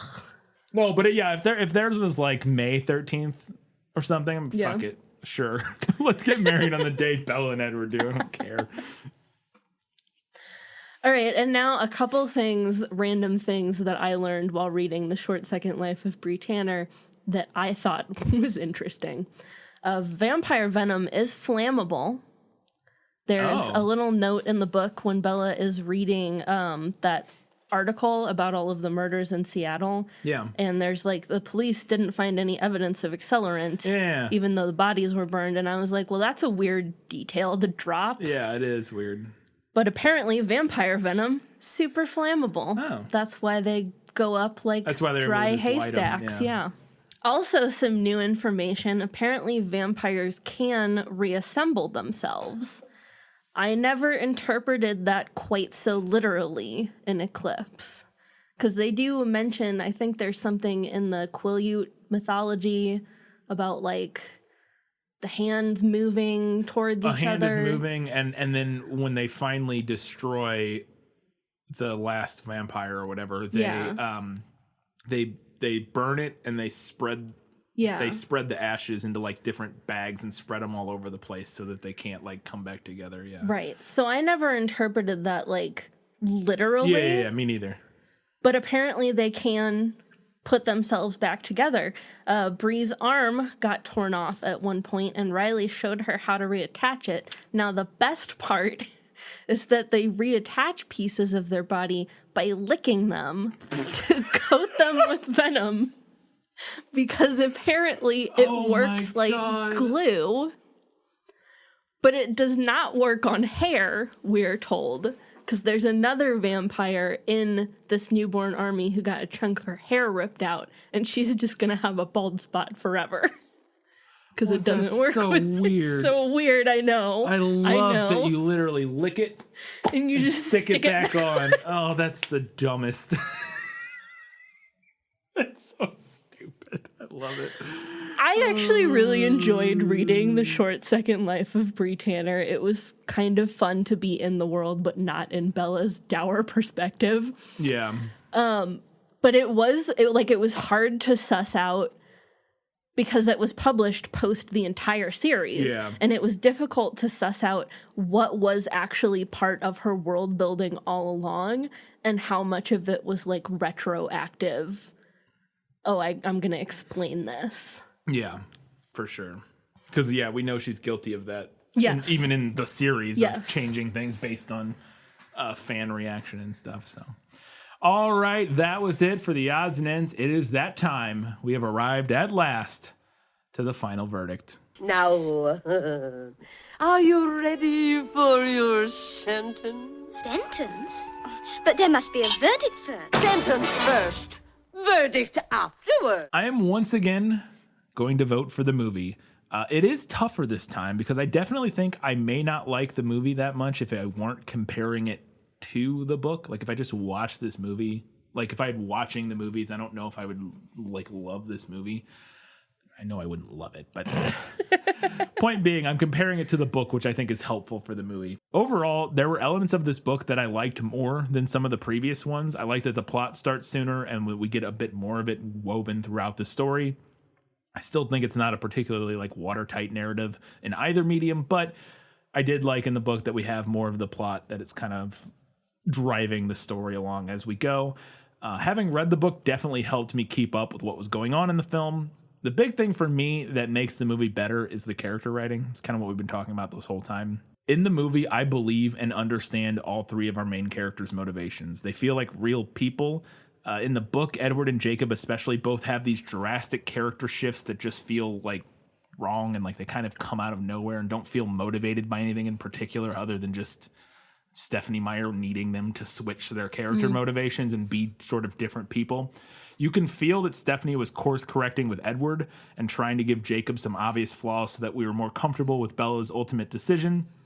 But I feel like she went a little too far on both of those, to the point where I found myself being pulled completely out of the narrative because Jacob was just such a monster and Edward did such a turn from being completely like over controlling and manipulative and emotionally abusive borderline with how controlling he was, to just being like, fine.